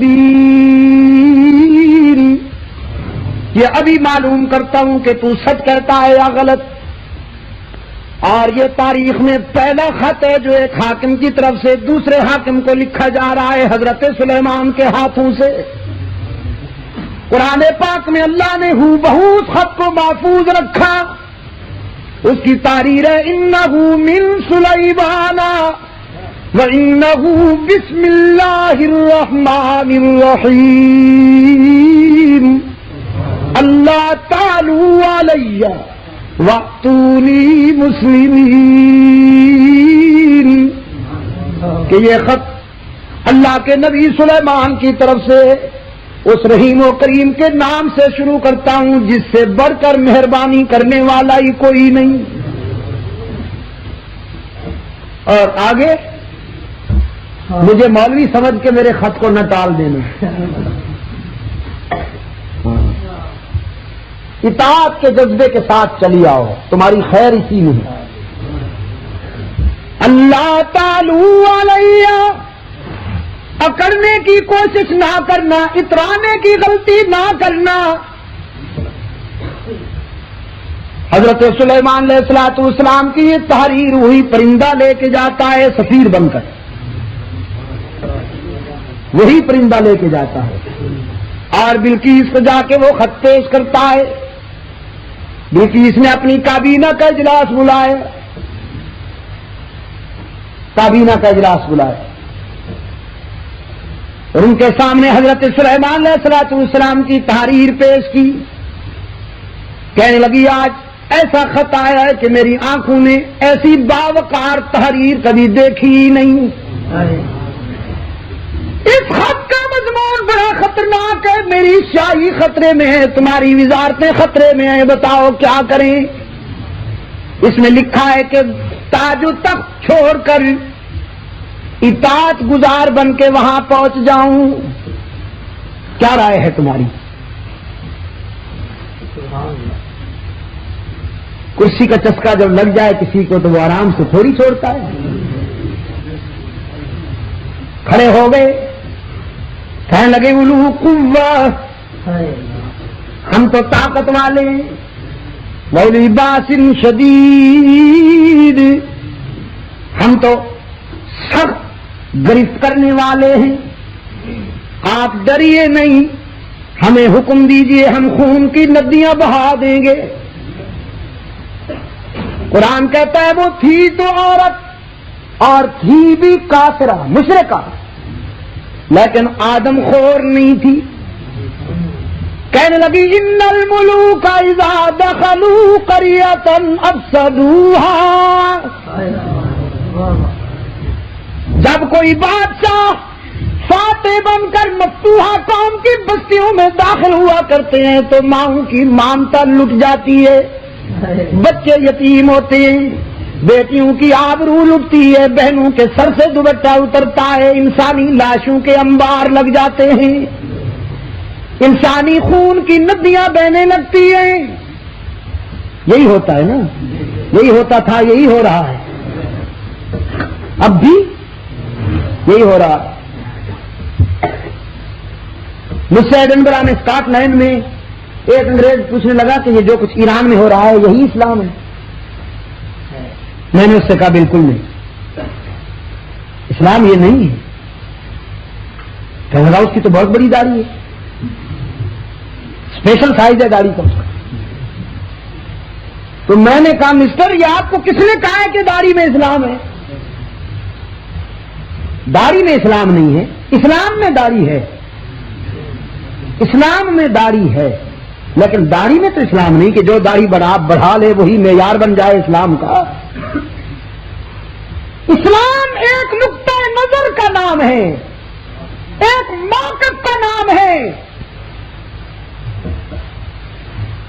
یہ داڑھی والے صاحب روزانہ جب تک 150-200 آدمیوں کو اپنے سیاسی مخالفین کو بھون نہ ڈالے ناشتہ ہی ہضم نہیں ہوتا اسے. یہ اسلام کا نمائندہ کیسے بن سکتا ہے؟ اسلام کا قائد تو وہ ہے, صدقے جاؤں اس کے قدموں کی خاک کے ذروں پر, کہ جب فاتح بن کے آیا ہے 10,000 کرسیوں کا لشکر ساتھ ہے میرے آقا کا, اور آج مکہ کی دھرتی لرزہ برندام تھی کہ محمد فاتح بن کے آ گیا, پتہ نہیں کیا کرے گا. لیکن سرکار دو عالم صلی اللہ علیہ وسلم کی آمد اور مکے میں داخلے کا منظر حدیث پاک میں یوں نظر آتا ہے کہ حضور اکرم صلی اللہ علیہ وسلم اس اونٹنی پر سوار ہیں جس اونٹنی پر بیٹھ کے آپ نے ہجرت فرمائی تھی صلی اللہ علیہ وسلم. وہ اونٹنی جو حضرت صدیق اکبر نے اپنے آقا کو پیش کی, جس اونٹنی پر بیٹھ کر حضور نے مکہ چھوڑا تھا, آج اسی اونٹنی پر بیٹھ کر حضور مکے میں داخل ہو رہے ہیں.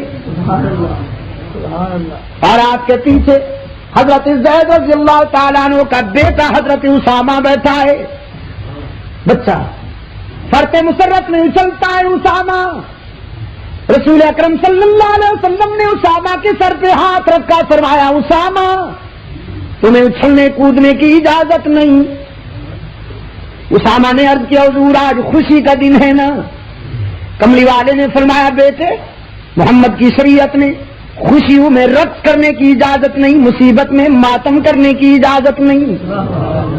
جو خوشیوں میں ناچتا ہے اور مصیبت میں ماتم کرتا ہے وہ محمد ہی نہیں ہو سکتا. میری شریعت میں تو خوشیوں میں شکر کرنا ضروری ہے, مصیبت میں صبر کرنا ضروری ہے.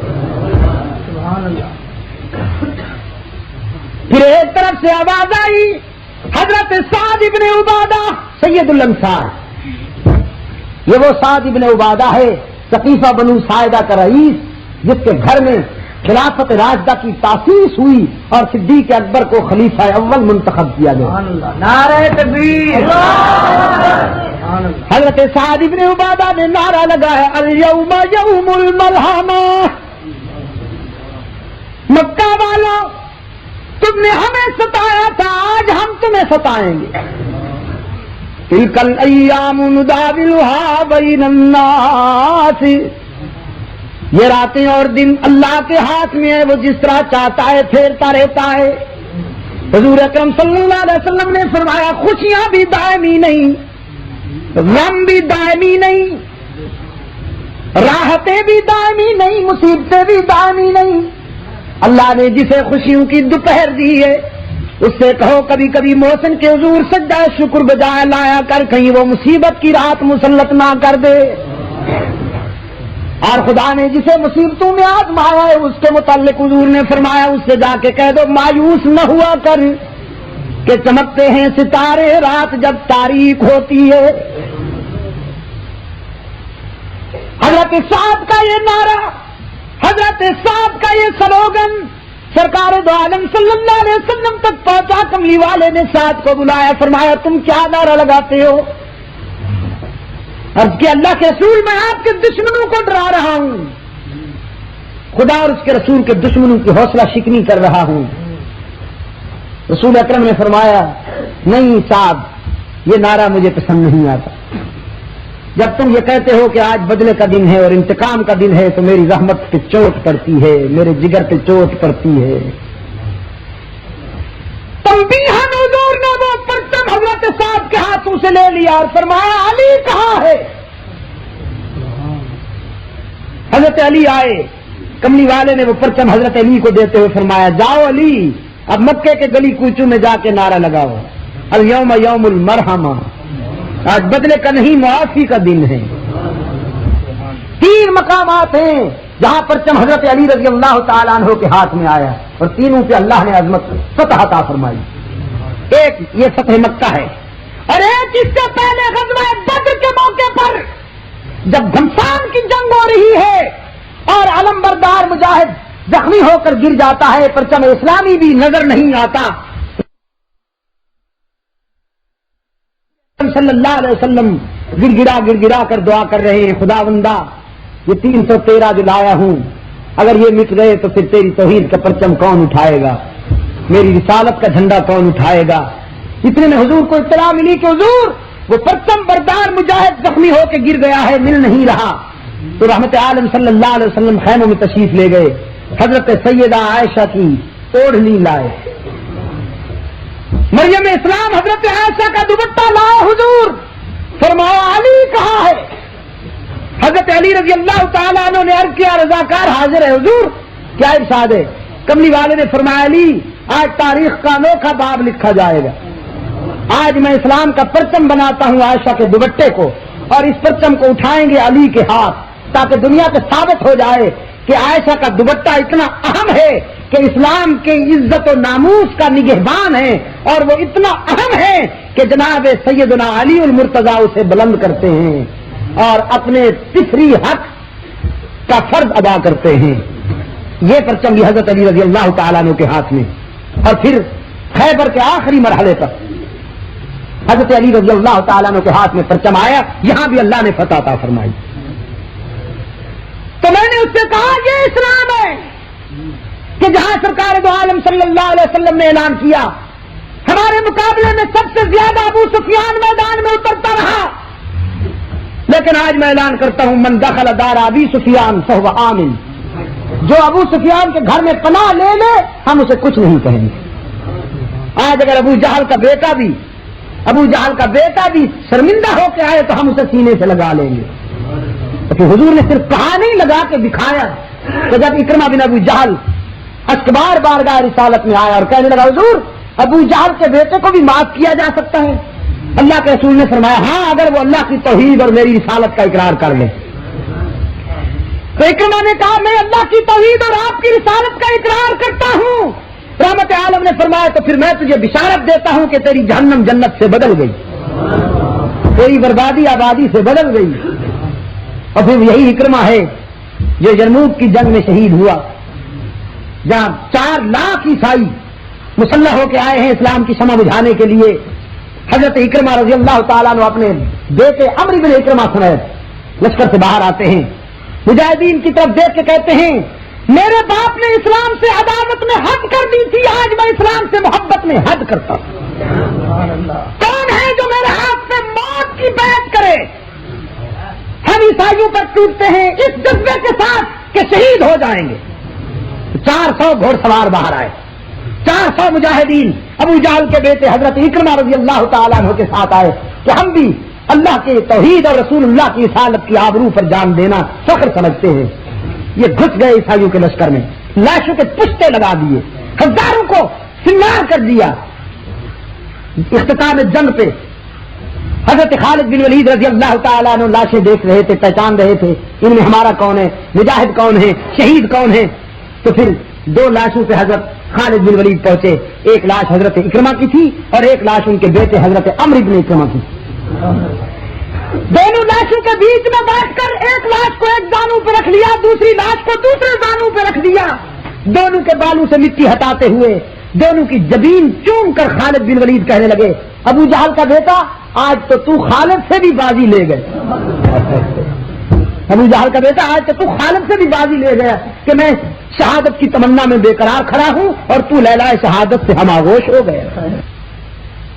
ان کی بھٹی میں اپنے مخالفین کو جھونکنا اسلام نہیں ہے. اسلام تو یہ ہے کہ سرکار دو عالم صلی اللہ علیہ وسلم سے صحابہ کرتے ہیں، اللہ کے رسول جس نے ہمیں بہت ستایا ہو جب وہ ہمارے قبضے میں آ جائے تو ہم اس سے کیسے بدلہ لیں. رسول اکرم صلی اللہ علیہ وسلم نے فرمایا تمہیں ستانے والا جب تمہارے قابو میں آ جائے تو سب سے اچھا بدلہ یہ ہے کہ تم اسے معاف کر دو. تم اسے معاف کر دو، اس سے بہتر انتقام کوئی نہیں. میرے عزیز دوستو، بلقیس کہنے لگی اپنی کابینہ کے عناصر سے تم تصادم اور جنگ کا مشورہ دیتے ہو، لیکن میں جنگ اس لیے پسند نہیں کرتی کہ خون ریزی ہوگی. میں اقتدار سے محروم ہونا گوارا کر لوں گی لیکن انسان کا خون بہنا گوارا نہیں. کہنے لگی نہ لڑائی کی ضرورت ہے نہ جنگ کی، ایک اور حربہ ہے ہم وہ استعمال کرتے ہیں کہ انی مرسلۃ بہدیۃ انی مرسلۃ الیہم بہدیہ.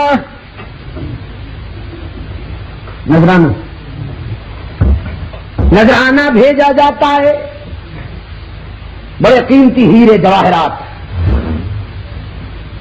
بس نذرانہ دیکھتے ہی نرم پڑ جائیں گے. اس نے سوچا شاید کوئی گدی نشین ہے. مرید دیر سے جائے نا جی تو پیر صاحب غصے میں بگڑ جاؤ، تمہیں حیا نہیں آتی؟ جتنے اسباب پڑھائے تھے وہ سب بھول بھال کے آ گئے ہو گے نا. تمہیں کہا تھا کہ ہر 3 ماہ کے بعد آیا کرو، بچے ہی ساتھ لایا کرو، تم اتنے سال ہو گئے آتے نہیں، چلے جاؤ یہاں سے. اور وہ نکال لیتا ہے.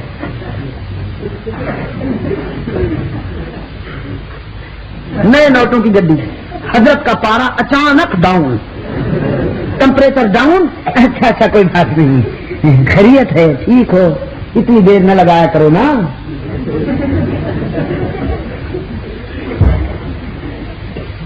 کتنے ماہر دکاندار ہیں. اس نے بھی یہی سوچا کہ شاید کوئی نذرانوں پہ نرم ہونے والی ہستی ہے. حضرت سلیمان علیہ الصلوۃ والسلام کی بارگاہ میں بلقیس کی طرف سے بھیجا ہوا نذرانہ پہنچا.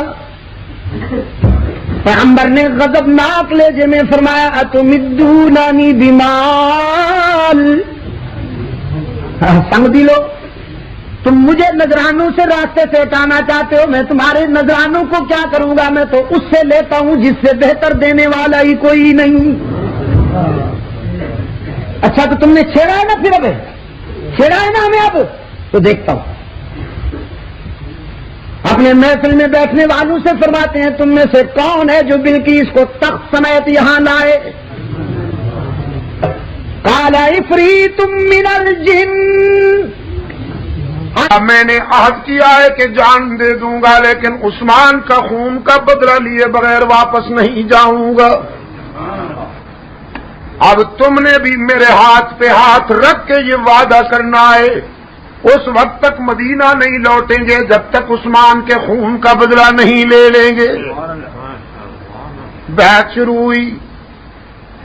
سرکار دو عالم صلی اللہ علیہ وسلم نے اپنا بایاں ہاتھ نیچے رکھا، بیعت کرنے والے کا ہاتھ درمیان میں، اور اپنا دایاں ہاتھ اوپر رکھتے ہوئے فرمایا یہ نچلا ہاتھ میرا ہے، درمیانی ہاتھ تمہارا ہے، اور یہ میں اپنے دائیں ہاتھ کو عثمان کا ہاتھ قرار دیتا ہوں. گویا تم نے میرے اور عثمان کے ہاتھ میں ہاتھ دے کے وعدہ کیا اس وقت تک ہم یہاں سے نہیں لوٹیں گے جب تک عثمان کے خون کا بدلہ نہیں لیں گے. عزیز دوستو، یہی نسبت بھی عثمان کے لیے کم نہیں کہ رسول اللہ صلی اللہ علیہ وسلم نے اپنے ہاتھ کو عثمان سے منسوب کر دیا. یہی نسبت بھی بہت، لیکن اللہ کو یہ نسبت اتنی پیاری لگی، اللہ کو یہ نسبت اتنی پسند آئی کہ حق تعالی نے اس نسبت کو اپنی طرف منسوب کر لیا. فرمایا ان الذین یبایعونک انما یبایعون اللہ. جن لوگوں نے آپ سے وعدہ کیا ہے میرے محبوب انہیں بتا دیجئے کہ گویا تم نے یہ وعدہ خدا سے کر لیا. ید اللہ فوق ایدیہم، یہ اوپر والا ہاتھ تو اللہ کا ہاتھ ہے. فرمایا لقد رضی اللہ عن المؤمنین اذ یبایعونک تحت الشجرہ. راضی ہو گیا حق تعالی ان اہل ایمان سے جنہوں نے درخت کے سائے میں آپ سے وعدہ کیا، عثمان کے خون کا بدلہ لینے کا وعدہ کیا. میں نے کہا عثمان تو کتنا عظیم ہے، ہر باز امیر انسان تیری عظمت کو سلام کرتا ہے. اکیلے عثمان نے مکہ میں ہتھکڑیاں پہنی اور یہاں 1400 فرزندان اسلام کو نقد ٹکٹ دلوایا جنت کا. عثمان کتنا عظیم ہے تو. تیرے لیے جس درخت کے سائے میں بیعت لی گئی اللہ نے اس درخت کو بھی قرآن میں ذکر کر دیا. اس درخت کے تذکرے بھی قرآن کی تاریخ بن گئے. لقد رضی اللہ عن المؤمنین. یہاں ذرا توجہ فرمائیے گا، اجمی فنکاروں نے اصطلاحات کی چور بازاری میں بھی حد کر رکھی ہے. آج کل رضی اللہ عنہ کا کریڈٹ یوں تقسیم ہوتا ہے جیسے کھیر تقسیم ہو رہی ہو، کھیرنی تقسیم ہو رہی ہو، جس کو چاہا رضی اللہ عنہ کہہ دیا. قرآن کریم رضی اللہ عنہ کا اعزاز صرف صحابہ کرام کو دیتا ہے. صحابہ کرام کے بعد امت میں سے کسی کے لیے یہ کریڈٹ نہیں ہے، صرف صحابہ کرام کے لیے اللہ نے فرمایا رضی اللہ عنہم ورضوا عنہ. اس دن کراچی میں ایک دوست نے چٹ لکھی کہ برے صغیر کے ایک صاحب کو بھی اس کے لوگ رضی اللہ عنہ کہتے ہیں. میں نے کہا شکر کرو رضی اللہ عنہ کہتے ہیں، جل جلالہ نہیں کہتے، ورنہ مجھے تو یہ بھی خطرہ ہے کہ کہیں وہ اعلی حضرت جل جلالہ کہنا شروع نہ ہو جائیں. اب آپ سے یہ پوچھتا ہوں کہ حضرت عثمان رضی اللہ تعالیٰ عنہ زندہ تھے یا شہید ہو گئے؟ زندہ تھے نا. تو یہاں حدیبیہ میں بے قراری، اشکباری، اضطراب، بیعت جیسا نازک امتحان کیوں ہو رہا ہے؟ اس لیے نا کہ عثمان کی زندگی کا راز اللہ نے اپنے محبوب سے مخفی رکھا. خدا کو ایک بات کروانا تھی، وہ بات ہو لینے دی، پھر اطلاع آ گئی کہ عثمان زندہ ہے. صحابہ میں سے کسی ایک نے بھی رسول اللہ سے یہ نہیں کہا اللہ کے محبوب عثمان تو زندہ تھا، آپ نے آنسو بہائے، ہمیں بھی رلایا، بیعت بھی لی، آپ کیسے عالم الغیب ہیں؟ اڈانی والوں، صحابہ کرام کا متفقہ یہ عقیدہ تھا اور امت کا متفقہ یہ عقیدہ ہے کہ عالم الغیب اللہ کے سوا. علام الغیوب کون ہے؟ علام الغیوب کون ہے؟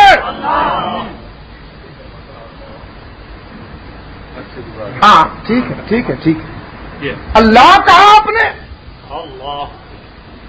ہاں ٹھیک ہے، آپ اللہ تجوید کے ساتھ کہہ رہے ہیں، قرأت کے ساتھ کہہ رہے ہیں، میرا دل ٹھنڈا ہو رہا ہے، لیکن میں تکمیل کرنا چاہتا ہوں اس کی، اللہ ہی،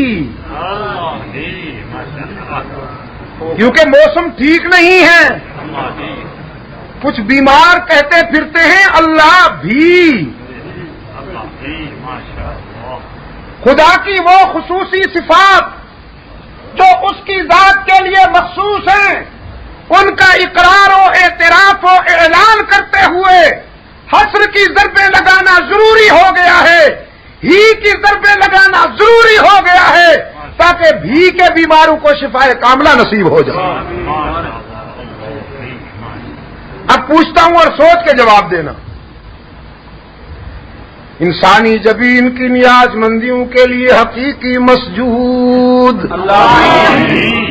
یہ ہی پہ زور دیجیے، اور دائیں بائیں بھی دیکھیے، سجے کھجیوں بھی دیکھیے، کوئی بھیدا بیمار بیٹھا تے نہیں، ہاں تو جے ہوسن بیٹھا ہوگے نا، وہ دی ککھ بھی چنگل مار کے وہ دے کول بھی کہلوا ہی، جی اتنے نہ ہوگے نا تو کوئی گلی چ لب جاوی، انہوں بھی ہی دا ٹیکا ہولی ہولی لا چھوڑیا کر، تاکہ انہوں اللہ تعالیٰ شفائے کاملہ نصیب فرمائے۔ انسانی جبین کی نیاز مندیوں کے لیے حقیقی مسجود، جہاں سے بول رہے ہو، میدے سے، ضمیر سے بولو نا، ایسی ضرب لگاؤ ہی کی کہ فضائیں گونج اٹھ، اور شرک و بدعت کے جراثیم بھاگ جائیں، ہی کی ایسی ضرب لگاؤ خواب غفلت میں سوئے ہوئے جہالت کے مارے ہوئے بیمار جاگ جائیں اور شرک و بدعت کے جراثیم بھاگ جائیں۔ انسانی جبین کی نیاز مندیوں کے لیے حقیقی مسجود، یہ اللہ بھی، یار لوگ کیا کہتے ہیں، بھی بادشاہ بھی، عبادت والا سجدہ رب دا تے تعظیمی سجدہ سب دا،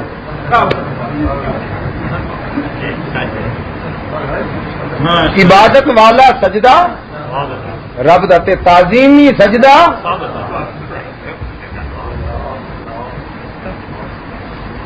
میں کیا سونے تعظیم نہیں تقسیم،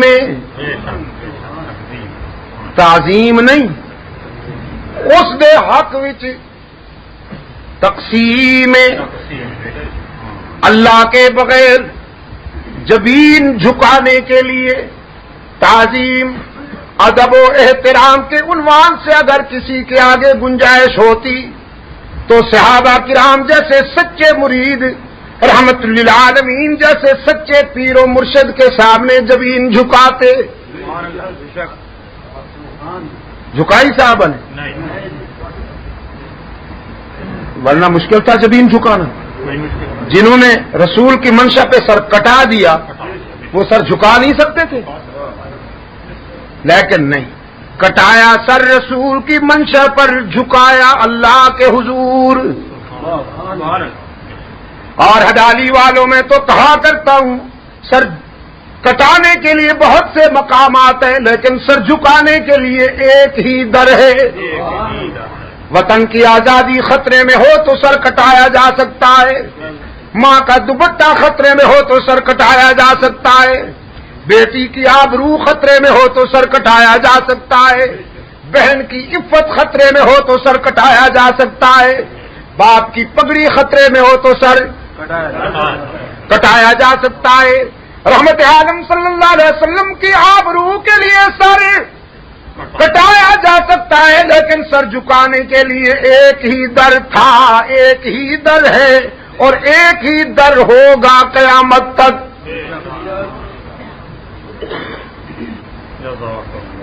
انسانی جبین کی نیاز مندیوں کے لیے حقیقی مسجود، ہی پہ زور دیتے جائیے، ہر جگہ موجود، علام الغیوب، کار ساز و دستگیر، حاجت روا و مشکل کشا، مشکل کشا،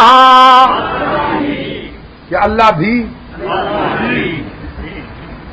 میرے بیمار دوستوں کو اللہ شفائے کاملہ عطا فرمائے۔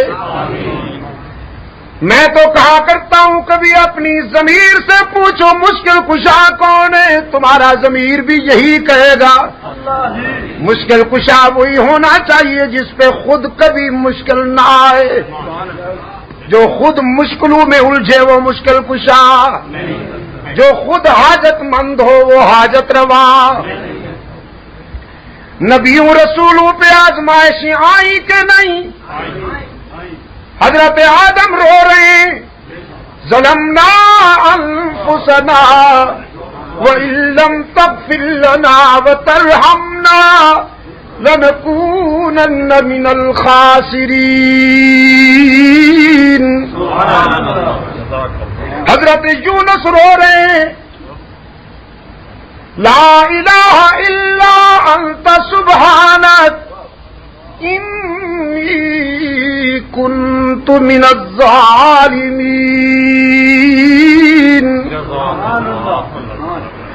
اور قرآن کہتا ہے لولا انہ کان من المسبحین۔ اگر یونس مچھلی کے پیٹ میں، دریا کی گہرائی میں، رات کی تاریکی میں خدا کو یاد نہ کرتا، اللہ کی حمد و تسبیح نہ کرتا، لَلَبِثَ فِي بَطْنِهِ إِلَى يَوْمِ يُبْعَثُونَ۔ تو قیامت تک مچھلی کے پیٹ میں رہتا، میرے سوا کوئی یونس کی مشکل حل کرنے والا نہیں تھا۔ تکلیف تو نہیں ہو رہی؟ ہضم ہو رہی ہیں قرآن کی سچائیاں؟ بیماری کی وجہ سے منہ کا ذائقہ جب خراب ہو جائے نا تو سیب بھی کڑوا لگتا ہے، سیب بھی کڑوا لگتا ہے۔ وہ سیب کڑوا نہیں ہوتا، منہ کا ذائقہ خراب ہوتا ہے، بیماری کا اثر ہوتا ہے نہیں۔ تو اللہ کی توحید مسلمان سنتا ہے تو اس کا ایمان بڑھتا ہے، اس کے ایمان میں بہار آتی ہے۔ جس طرح رحمت للعالمین کی عظمت کو سن کر مسلمان کے دل و نگاہ کی دنیا میں، عشق کی دنیا میں موجیں اٹھتی ہیں، اس کی وحدانیت سن کر بھی اس کے ایمان کی دنیا میں بہاریں آتی ہیں۔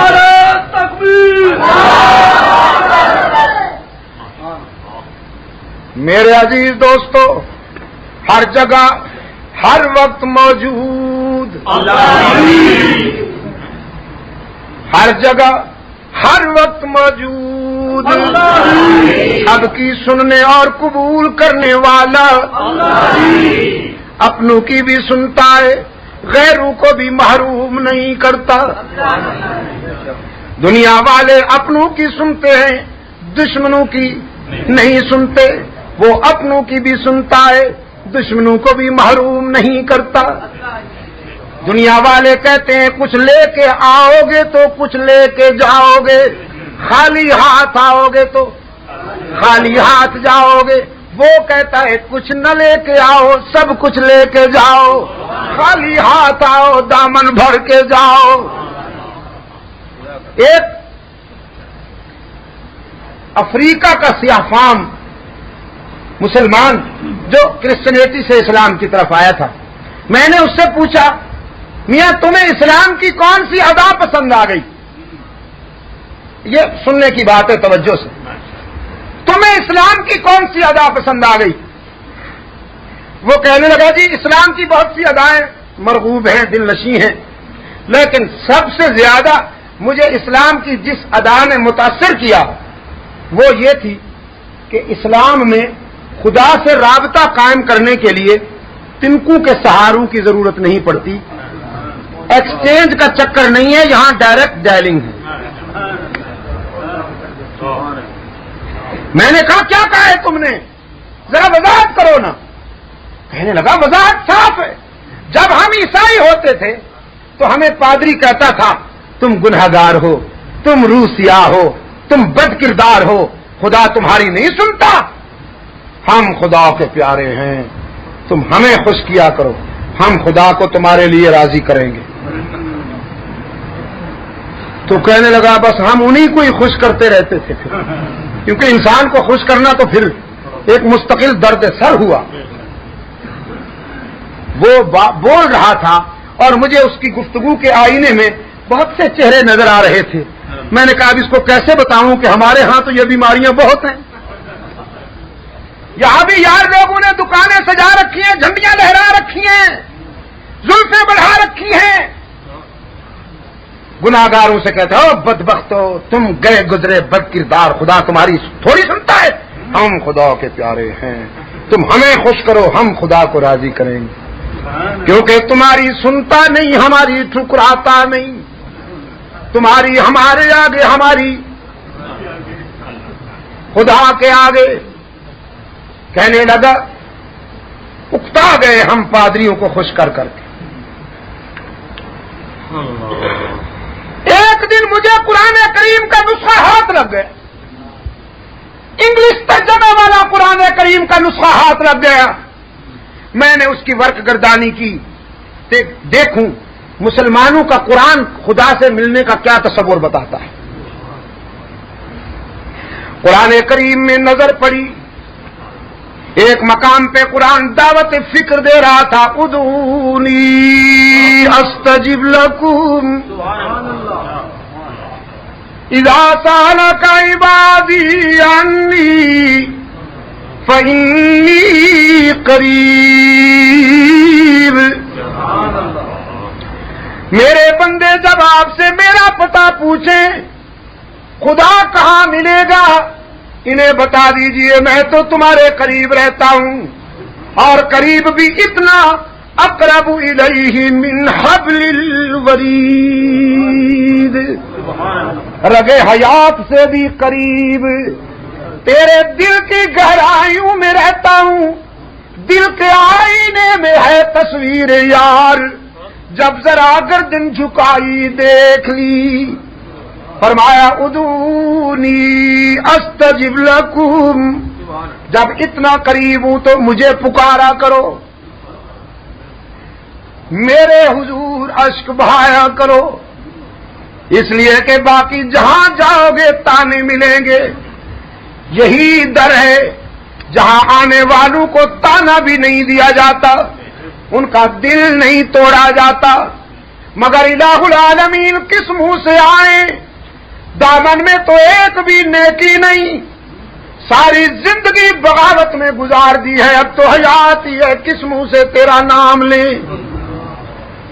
فرمایا نبی عبادی عنی انا الغفور الرحیم. میرے پیغمبر میرے گناہگار بندوں کو تسلی دیجئے, اگر تمہارے گناہ بہت ہیں تو میری رحمت کا بھی کوئی ٹھکانہ نہیں. من یعمل سوءا او یظلم نفسہ,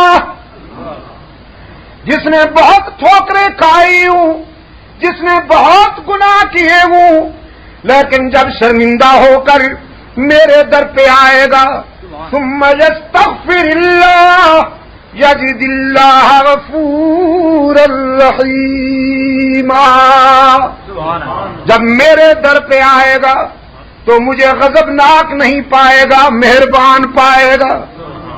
بگڑے ہوئے نافرمان بیٹے پر جب وہ کئی سالوں کے بعد گھر لوٹ آئے, شفقت کا اور جدائی کا مارا ہوا باپ اتنا جلدی راضی نہیں ہوتا جتنا گناہگار بندے پر پروردگار جلدی راضی ہو جاتے ہیں. سرکار دو عالم صلی اللہ علیہ وسلم نے فرمایا, رات کی تنہائی میں اس کی رحمت آسمان دنیا پہ آ کر پکار دیتی ہے, حل من مستغفر, ہے کوئی سلو کرنے والا, میں راضی ہونے کے لیے تیار ہوں. اگر نیکیاں نہیں ہیں تو خطائیں لے کر آؤ, خوبیاں نہیں ہیں تو کوتاہیاں لے کر آؤ. میں تمہاری کوتاہیوں سے کئی گنا زیادہ رحمت کا خزانہ لے کر منتظر ہوں. میرے در پہ آؤ تو صحیح, جبین نیاز جھکاؤ تو صحیح, میرے لطف و کرم کو آزماؤ تو صحیح, اشکہائے ندامت بہاؤ تو صحیح. طلب کا دامن پھیلاؤ تو صحیح، تمہارے آنے میں دیر ہے، میرے راضی ہونے میں دیر نہیں ہوگی۔ تو اب بتاؤ، ہر کسی کی ہر وقت صدائیں سننے اور قبول کرنے والا کون؟ اور سچی بات بتاؤں، جو اللہ کے پیارے بندے ہیں نا، اولیاء کرام، جن سے محبت کرنا میرے ایمان کا جزو ہے، سچے ولیوں سے محبت کرنا میرے ایمان کا جزو ہے۔ جو اولیاء اللہ کا دشمن ہے میں اسے مردود سمجھتا ہوں، مردود۔ میں سید عبد القادر گیلانی کے رضاکاروں کے رضاکاروں کے رضاکاروں کے رضاکاروں کا رضاکار ہوں۔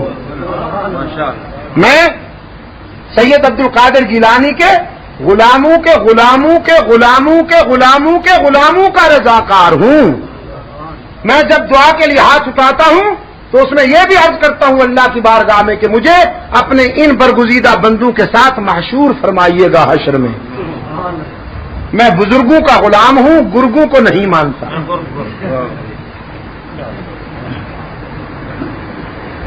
یہ جو مرید کے گھر کا صفایا کر کے چلا جاتا ہے نا فنکار، جو مرید کو کہتا ہے یہ تو مقدر کی بات ہے، خدا نے ہمیں نذرانے بٹورنے کے لیے پیدا کیا اور تمہیں نذرانے دینے کے لیے پیدا کیا، اس کو اچھی طرح پہچانتا ہوں۔ جس نے ایکسپلائٹیشن کیا حضرت سید عبد القادر جیلانی جیسے موحد اعظم، سنت نبوی کے متبع، توحید و سنت کے مبلغ پر یہ الزام لگایا کہ وہ 11ویں پسند کرتے ہیں۔ پوچھتا ہوں آپ سے، سید عبد القادر گیلانی کو 11ویں چاہیے؟ خدا کی قسم نہیں، گیلانی چاہتا ہے تم نمازیں ادا کرو، حقوق اللہ ادا کرو، حقوق العباد ادا کرو، عبادت وہی کرو جو سنت نبوی کے مطابق ہو۔ اور 11ویں کا تو ٹائٹل ہی غیر اسلامی ہے، 11ویں گاف عربی گرامر میں ہے، اس کا تو ٹائٹل ہی غیر اسلامی۔ میں نے کہا 11ویں نہ خدا کی ضرورت ہے، نہ رسول کی ضرورت ہے، نہ صحابہ کی ضرورت ہے، نہ سید عبد القادر گیلانی کی ضرورت ہے، یہ صرف مولوی کی ضرورت ہے۔ کہتا یہ ہے 11ویں نہ دیسو تے تہاڈیاں مجھاں خشک ہو جاسن، میں کہ ہرگز نہیں، 11ویں نہ دیسو تے مولوی خشک ہو جاسی، اے جڑا 11ویں کھا کھا کے پلیا پیا۔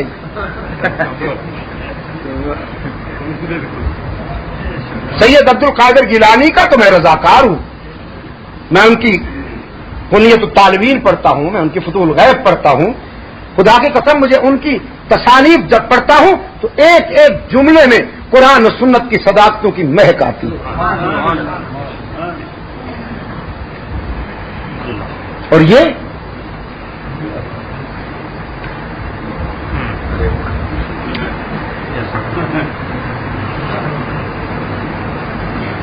تاسڑا سی نا، تاسڑا تسڑا تسڑا وہ پیا سی نا جی، وہ حلوہ سازش کر کے مرید والا پاسا اچا کر چھوڑیا، اپنا پاسا نیواں کر چھوڑیا۔ ہوں پایا نا گھی کدے ویسی ہوں جی کے پاس ویسی ہوں پیر صاحب فرمانن مقدر کی بات ہے، تیرا علاقہ خشک رہ گیا، میرا علاقہ تو تر ہو گیا۔ ایمان نال دسو بھی یہ مقدر ہے یا فراڈ ہے؟ تو تسلے سیدھا کر پھر پتہ کر سی تقدیر دا۔ انگریز نے مسلمانوں سے روح جہاد سلب کرنے کے لیے یہ پروفیشنل گدی نشین پیدا کیے اور مسلمانوں کو یہ ذوق دیا میدان چھوڑو قبرستان آؤ، میدان چھوڑو قبرستان آؤ، اور یہ بیٹھی یہ شے بین الاقوامی یتیم بن کے مست کلندر سب کچھ اندر۔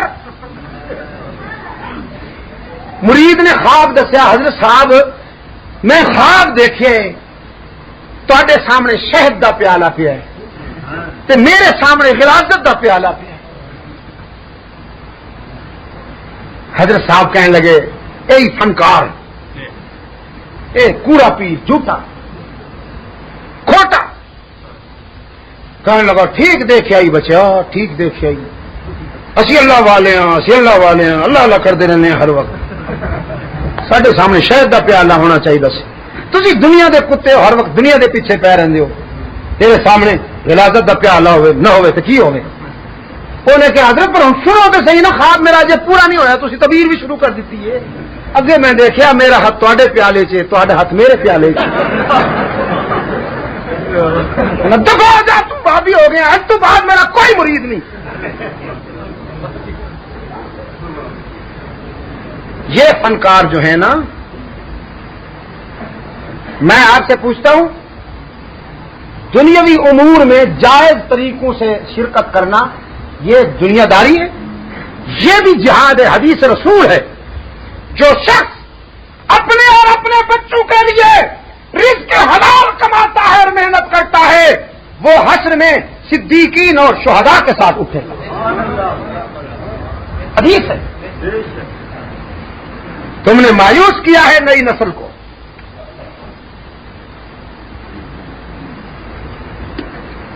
تو اللہ کے جو برگزیدہ بندے ہیں سچے ولی اللہ تعالیٰ کسی سچے ولی نال تو انہوں نسبت عطا فرمائے ہاں جی حضرت معین الدین چشتی جائیں ولی نال ہاں جی شاہ ولی اللہ رحمت اللہ علیہ جائیں ولی نال شاہ عبد القادر رائے پوری جائیں ولی نال رحمت اللہ تعالی علیہ حضرت شاہ رکن عالم رحمت اللہ علیہ نال اللہ تعالیٰ اس قسم کے اولیاء کرام نال تو سچی نسبت عطا فرمائے عملی تعلق نصیب فرمائے انہوں نے بھی یہی سکھایا نے کہ مصائب و مشکلات میں کام آنا کس کا حق ہے ہر جگہ ہر وقت موجود اللہ الغیوب کار ساز و دستگیر حاجت روا اور مشکل کشا مشکل کشا ہاں میرے عزیز بچوں تم خاص طور پر یاد کرو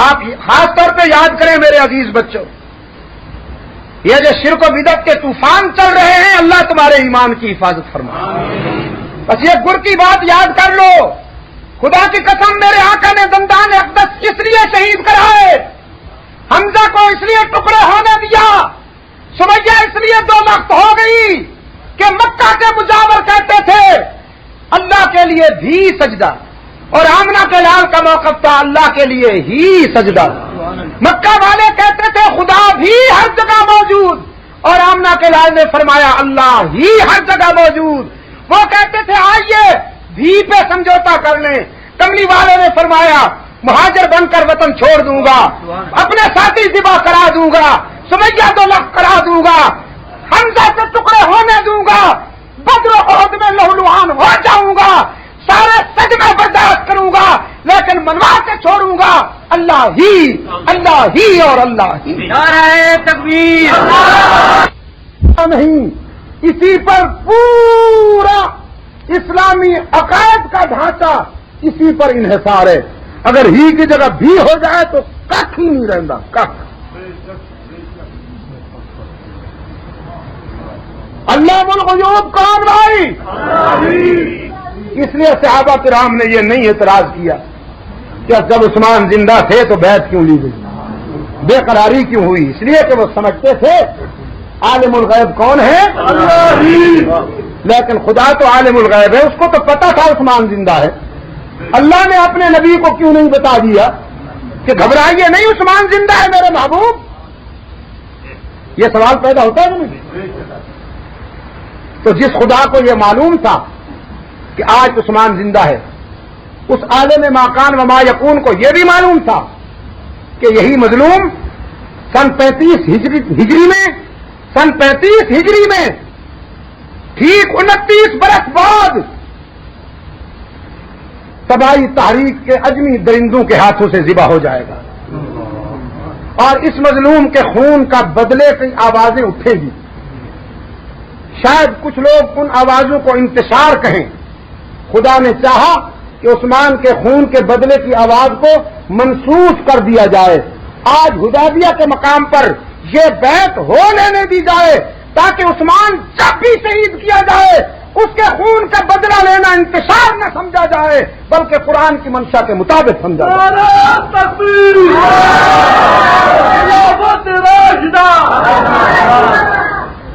میرے عزیز دوستو، پھر یہی مظلوم ہجرت کے 35ویں برس ذوالحجہ کی 18 تاریخ کو اجمی درندوں کے محاصرے میں 40 دن کا بھوکا پیاسا بیٹھا ہے، 40 دن کا بھوکا پیاسا بیٹھا ہے۔ جو کنواں خرید کر عثمان نے امت کے لیے وقف کیا تھا، منافقین نے اسی کنویں کا پانی عثمان پہ بند کیا۔ حضرت عثمان اپنے مکان کی چھت پہ آئے، فرمایا 3 باتوں کی وجہ سے کسی کی جان لی جا سکتی ہے۔ ایک یہ کہ کوئی مرتد ہو جائے، مرتد کی سزا قتل ہے۔ دوسرا یہ کہ کوئی کسی کو ناحق قتل کرے تو قاتل کی سزا بھی قتل ہے۔ تیسرے یہ کہ کوئی زنا کرے تو زانی کو بھی سنسار کیا جاتا ہے۔ تو اب سنو، میں اللہ کو وحدہ لا شریک لا مانتا ہوں، رحمت للعالمین کو اس کا آخری رسول مانتا ہوں، قرآن کو تا قیامت حجت مانتا ہوں، قیامت پر میں ایمان رکھتا ہوں، فرشتوں پر ایمان رکھتا ہوں، اور ان 40 دنوں میں آزمائش کے جس مرحلے سے گزرا ہوں میرے ایمان میں کمزوری نہیں آئی، مزید مضبوط ہو گیا ہے۔ آگے سنو، کسی کو قتل کرنا تو کجا، میں نے آج تک جب سے بالغ ہوا ہوں کسی کو گالی بھی نہیں دی۔ اگر کوئی ہے جسے یہ شکوہ ہو کہ میں نے اس سے زیادتی کی ہے تو تم میں سے سامنے آئے۔ تیسری بات، زنا۔ حضرت عثمان رضی اللہ تعالیٰ عنہ نے فرمایا جب سے بالغ ہوا ہوں زنا تو کجا، جب سے میں نے حد بلوغ میں قدم رکھا ہے میں نے آج تک کسی کی بیٹی کو غلط نگاہ سے بھی نہیں دیکھا، تو پھر کس برتے پر میری جان لینا چاہتے ہو؟ منافقین نے کہا اقتدار ہمارے حوالے کر دیجئے، خلافت ہمارے حوالے کر دیجئے، پھر آپ محفوظ ہیں۔ حضرت عثمان نے فرمایا جان میری اپنی ہے وہ دے دوں گا، لیکن خلافت میری نہیں، محمد کی امانت ہے، وہ تمہارے حوالے نہیں ہونے دوں گا۔ تکبیر، رسالت زندہ باد، شان عثمان ذوالنورین۔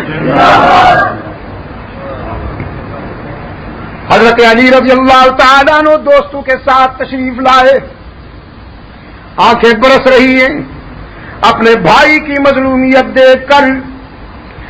عرض کرتے ہیں امیر المومنین آپ کی مظلومیت ہم سے دیکھی نہیں جاتی، خدا را ہمیں اجازت دیجیے ہم ان مٹھی بھر مفسدین کو ٹھکانے لگا دیں۔ حضرت عثمان رضی اللہ تعالیٰ عنہ فرماتے ہیں علی بھائی بڑا آسان تھا، میں آج سے بہت پہلے کہہ سکتا تھا، میرے پاس اختیار بھی ہے، فوج بھی ہے، لیکن نہ پہلے اجازت دی تھی نہ آج دیتا ہوں، اس لیے کہ یہ میرے محبوب کا مدینہ ہے، میں یہ گوارا نہیں کرتا کہ اپنی جان بچانے کے لیے محبوب کے مدینے کی گلیوں کو انسانی خون سے رنگین کر دوں، جان دے دوں گا لیکن محبوب کے شہر کو انسانی خون سے رنگین نہیں ہونے دوں گا۔ اور پھر فرمایا علی گھبرائیے نہیں، میں بھی منتظر ہوں، آپ بھی انتظار کیجئے۔ ابھی کچھ دیر پہلے نیم بے ہوشی کے عالم میں، غنودگی کے عالم میں مجھے آقا نامدار کی زیارت ہوئی، سرکار دو عالم صلی اللہ علیہ وسلم نے فرمایا عثمان 2 راستے ہیں، ایک چن لیجئے، ایک راستہ یہ ہے کہ اگر تو چاہے تو میں تیرے دشمنوں کے لیے بد دعا کروں، زمین پھٹے گی اور غرق ہو جائیں گے، اور دوسرا راستہ ہے ہو سکے تو صبر کرو، روزہ تو تم نے رکھا ہوا ہے، افطاری میرے دسترخوان پہ ہوگی عالم برزخ میں۔ حضرت علی رضی اللہ تعالی عنہ نے فرمایا عثمان پھر آپ نے کیا جواب دیا؟ عثمان نے فرمایا علی دعوت محمد دینے والا ہو تو عثمان کیوں نہ قبول کرے؟ میں نے عرض کیا میرے آقا صبر کروں گا، صبر کروں گا، میں ان کے لیے ہلاکت کی دعا نہیں کروانا چاہتا، میں تیرا غلام ہوں، اور آپ نے بھی طائف میں پتھر کھا کے دعائیں دی تھیں، صبر کروں گا، اور اگر اللہ نے چاہا تو آپ کے دسترخوان پہ افطاری ہوگی۔ فرمایا علی اب میرا ایمان ہے زمین و آسمان کا نظام درہم برہم ہو سکتا ہے لیکن کملی والے کا اشارہ غلط نہیں ہو سکتا، میں بھی منتظر ہوں، تم بھی انتظار کرو۔ نماز عصر پڑھی، نیا لباس پہنا، تیار ہو کے بیٹھے، تہبند کی جگہ پاجامہ پہنا، بالکل تیار ہو کر بیٹھے، چمڑے کے گتو پر لکھا ہوا قرآن کریم، بڑی تختی والا قرآن کریم کھولا، چوائس تھی نا، بھوکوں کو کھانا کھلانا، غریبوں کو کپڑے پہنانا اور ڈوب کے قرآن پڑھنا۔ اب دیکھیے تیار ہو کے بیٹھے، روانگی کے لیے سفر کی تیاری ہے، بڑی تختی والا قرآن کھولا اور شروع کیا، سورہ فاتحہ سے شروع کیا۔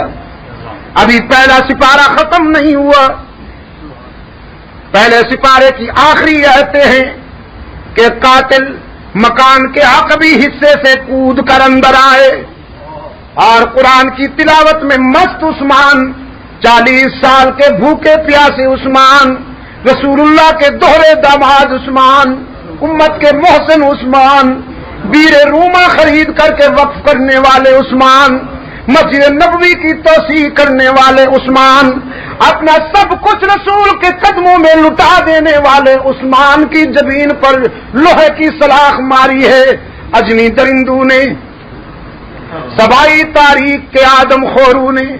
حضرت عثمان کی جبین سے خون کا فوارہ چھوٹا، اس نے دوسری سلاخ سینے میں ماری، عثمان کی روح رخصت ہونے لگی تو سیدھے قرآن کی آغوش میں سو گئے۔ قرآن نے عثمان کو اور عثمان نے قرآن کو سینے لگا کے دوستی پکی کر لی۔ اور میں کہا کرتا ہوں عزیز دوستو، حشر میں شہداء کی شہادت کی گواہی مختلف چیزیں دے گی، لیکن تنہا عثمان وہ خوش نصیب ہے جس کی شہادت کی گواہی اللہ کا قرآن دے گا۔ عثمان نے جان دے دی لیکن خلافت اسلامیہ کو منافقین کے حوالے نہ ہونے دیا۔ میرے عزیز دوستو، اجمی درندوں نے عثمان کا گھر لوٹا، عثمان کی آبرو پہ ہاتھ اٹھایا،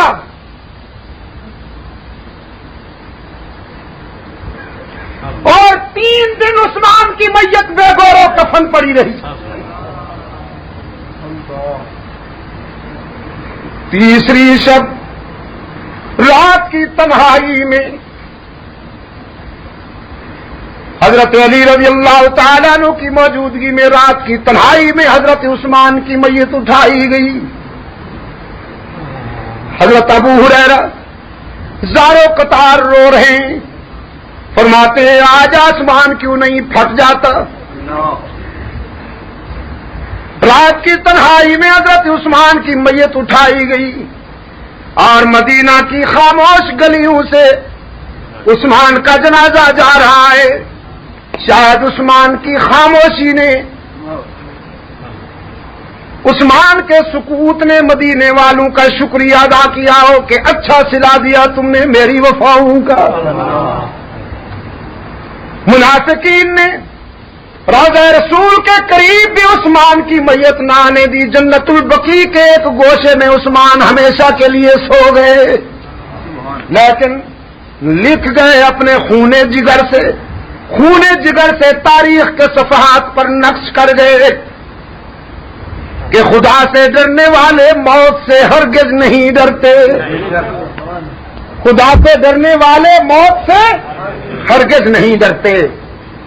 شہداء اسلام ہماری متاع عزیز ہیں، وہ عثمان ہوں، فاروق اعظم ہوں، سیدنا حمزہ ہوں یا کربلا کے شہید ہوں، یہ سب کے سب ہماری متاع عزیز ہیں۔ ان کی سیرت و کردار روشنی کا مینار ہے۔ آج بھی بھٹکی ہوئی انسانیت اگر منزل کا نشان پائے گی تو انہی کے کردار کی روشنی میں ہی پا سکے گی۔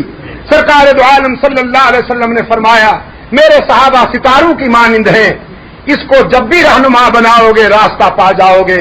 راہ ملتی ہے سب کو تاروں سے اور ہدایت نبی کے یاروں سے۔ اللہم ثبتنا علی صراط المستقیم۔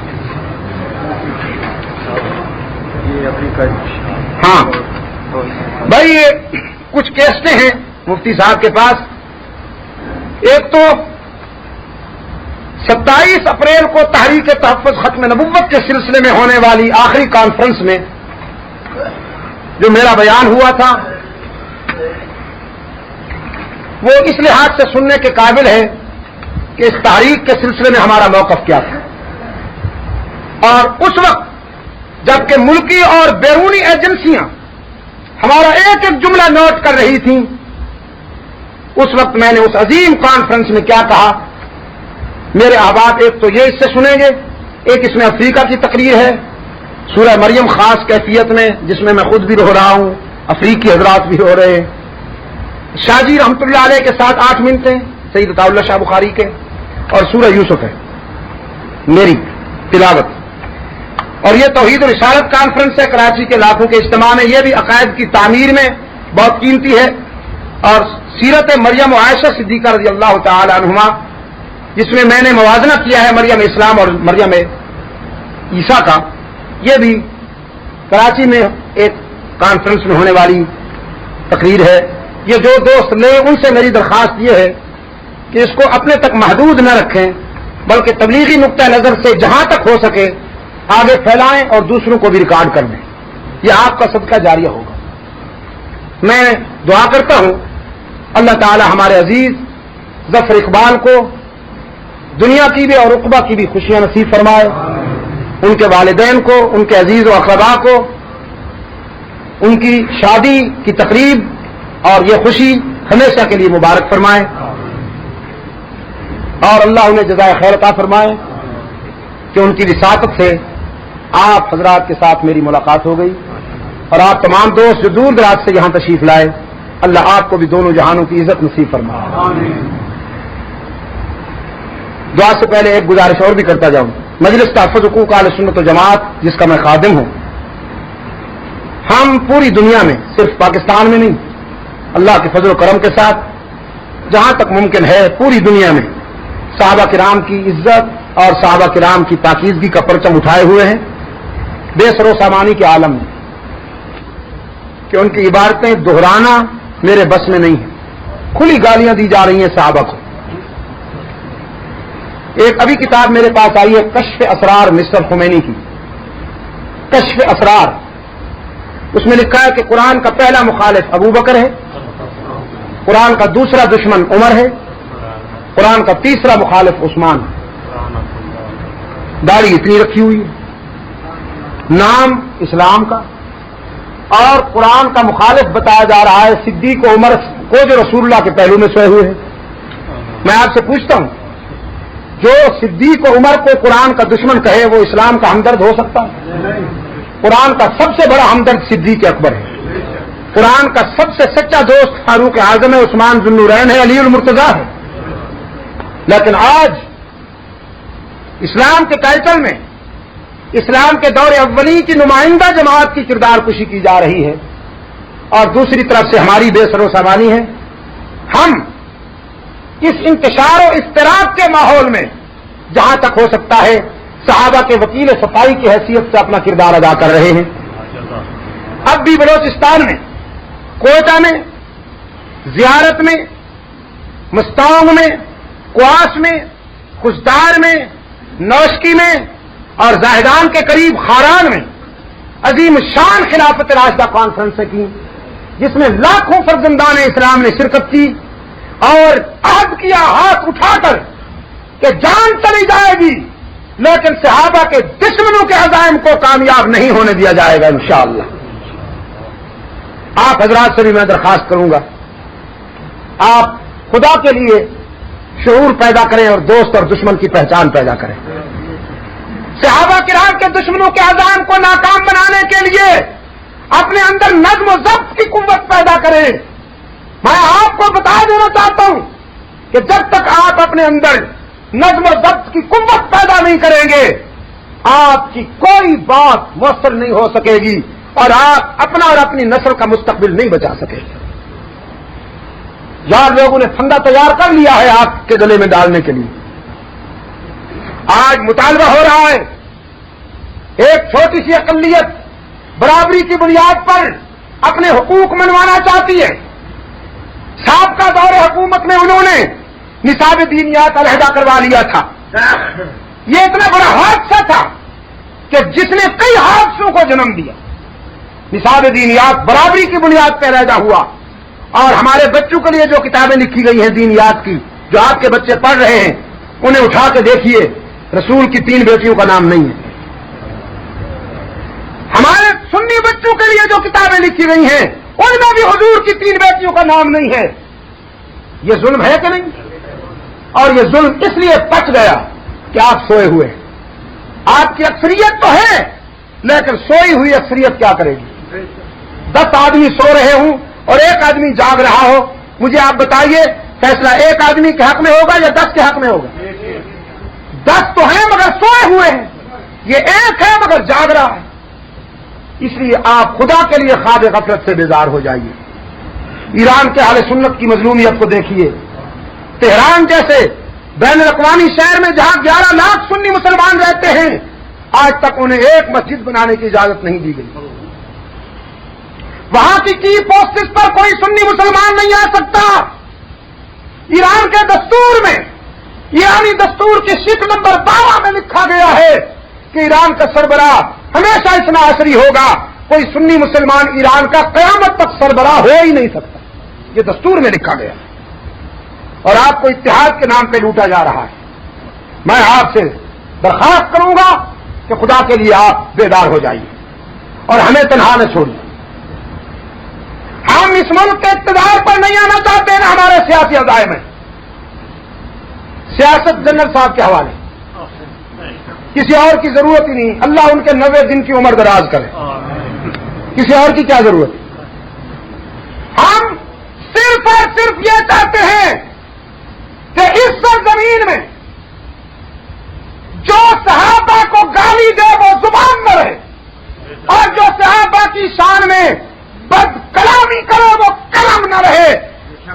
بد کلامی کرنے والا قلم بھی توڑ دیا جائے اور بد زبانی کرنے والی زبان بھی خاموش کر دی جائے۔ جو اہل بیت کے خلاف بولے اس کی زبان بھی بند کریں گے اور جو صدیق عمر عثمان کے خلاف بولے گا اس کی زبان بھی بند کریں گے انشاءاللہ۔ اس مشن میں مجھے آپ کا تعاون چاہیے، میں تنہا کچھ نہیں۔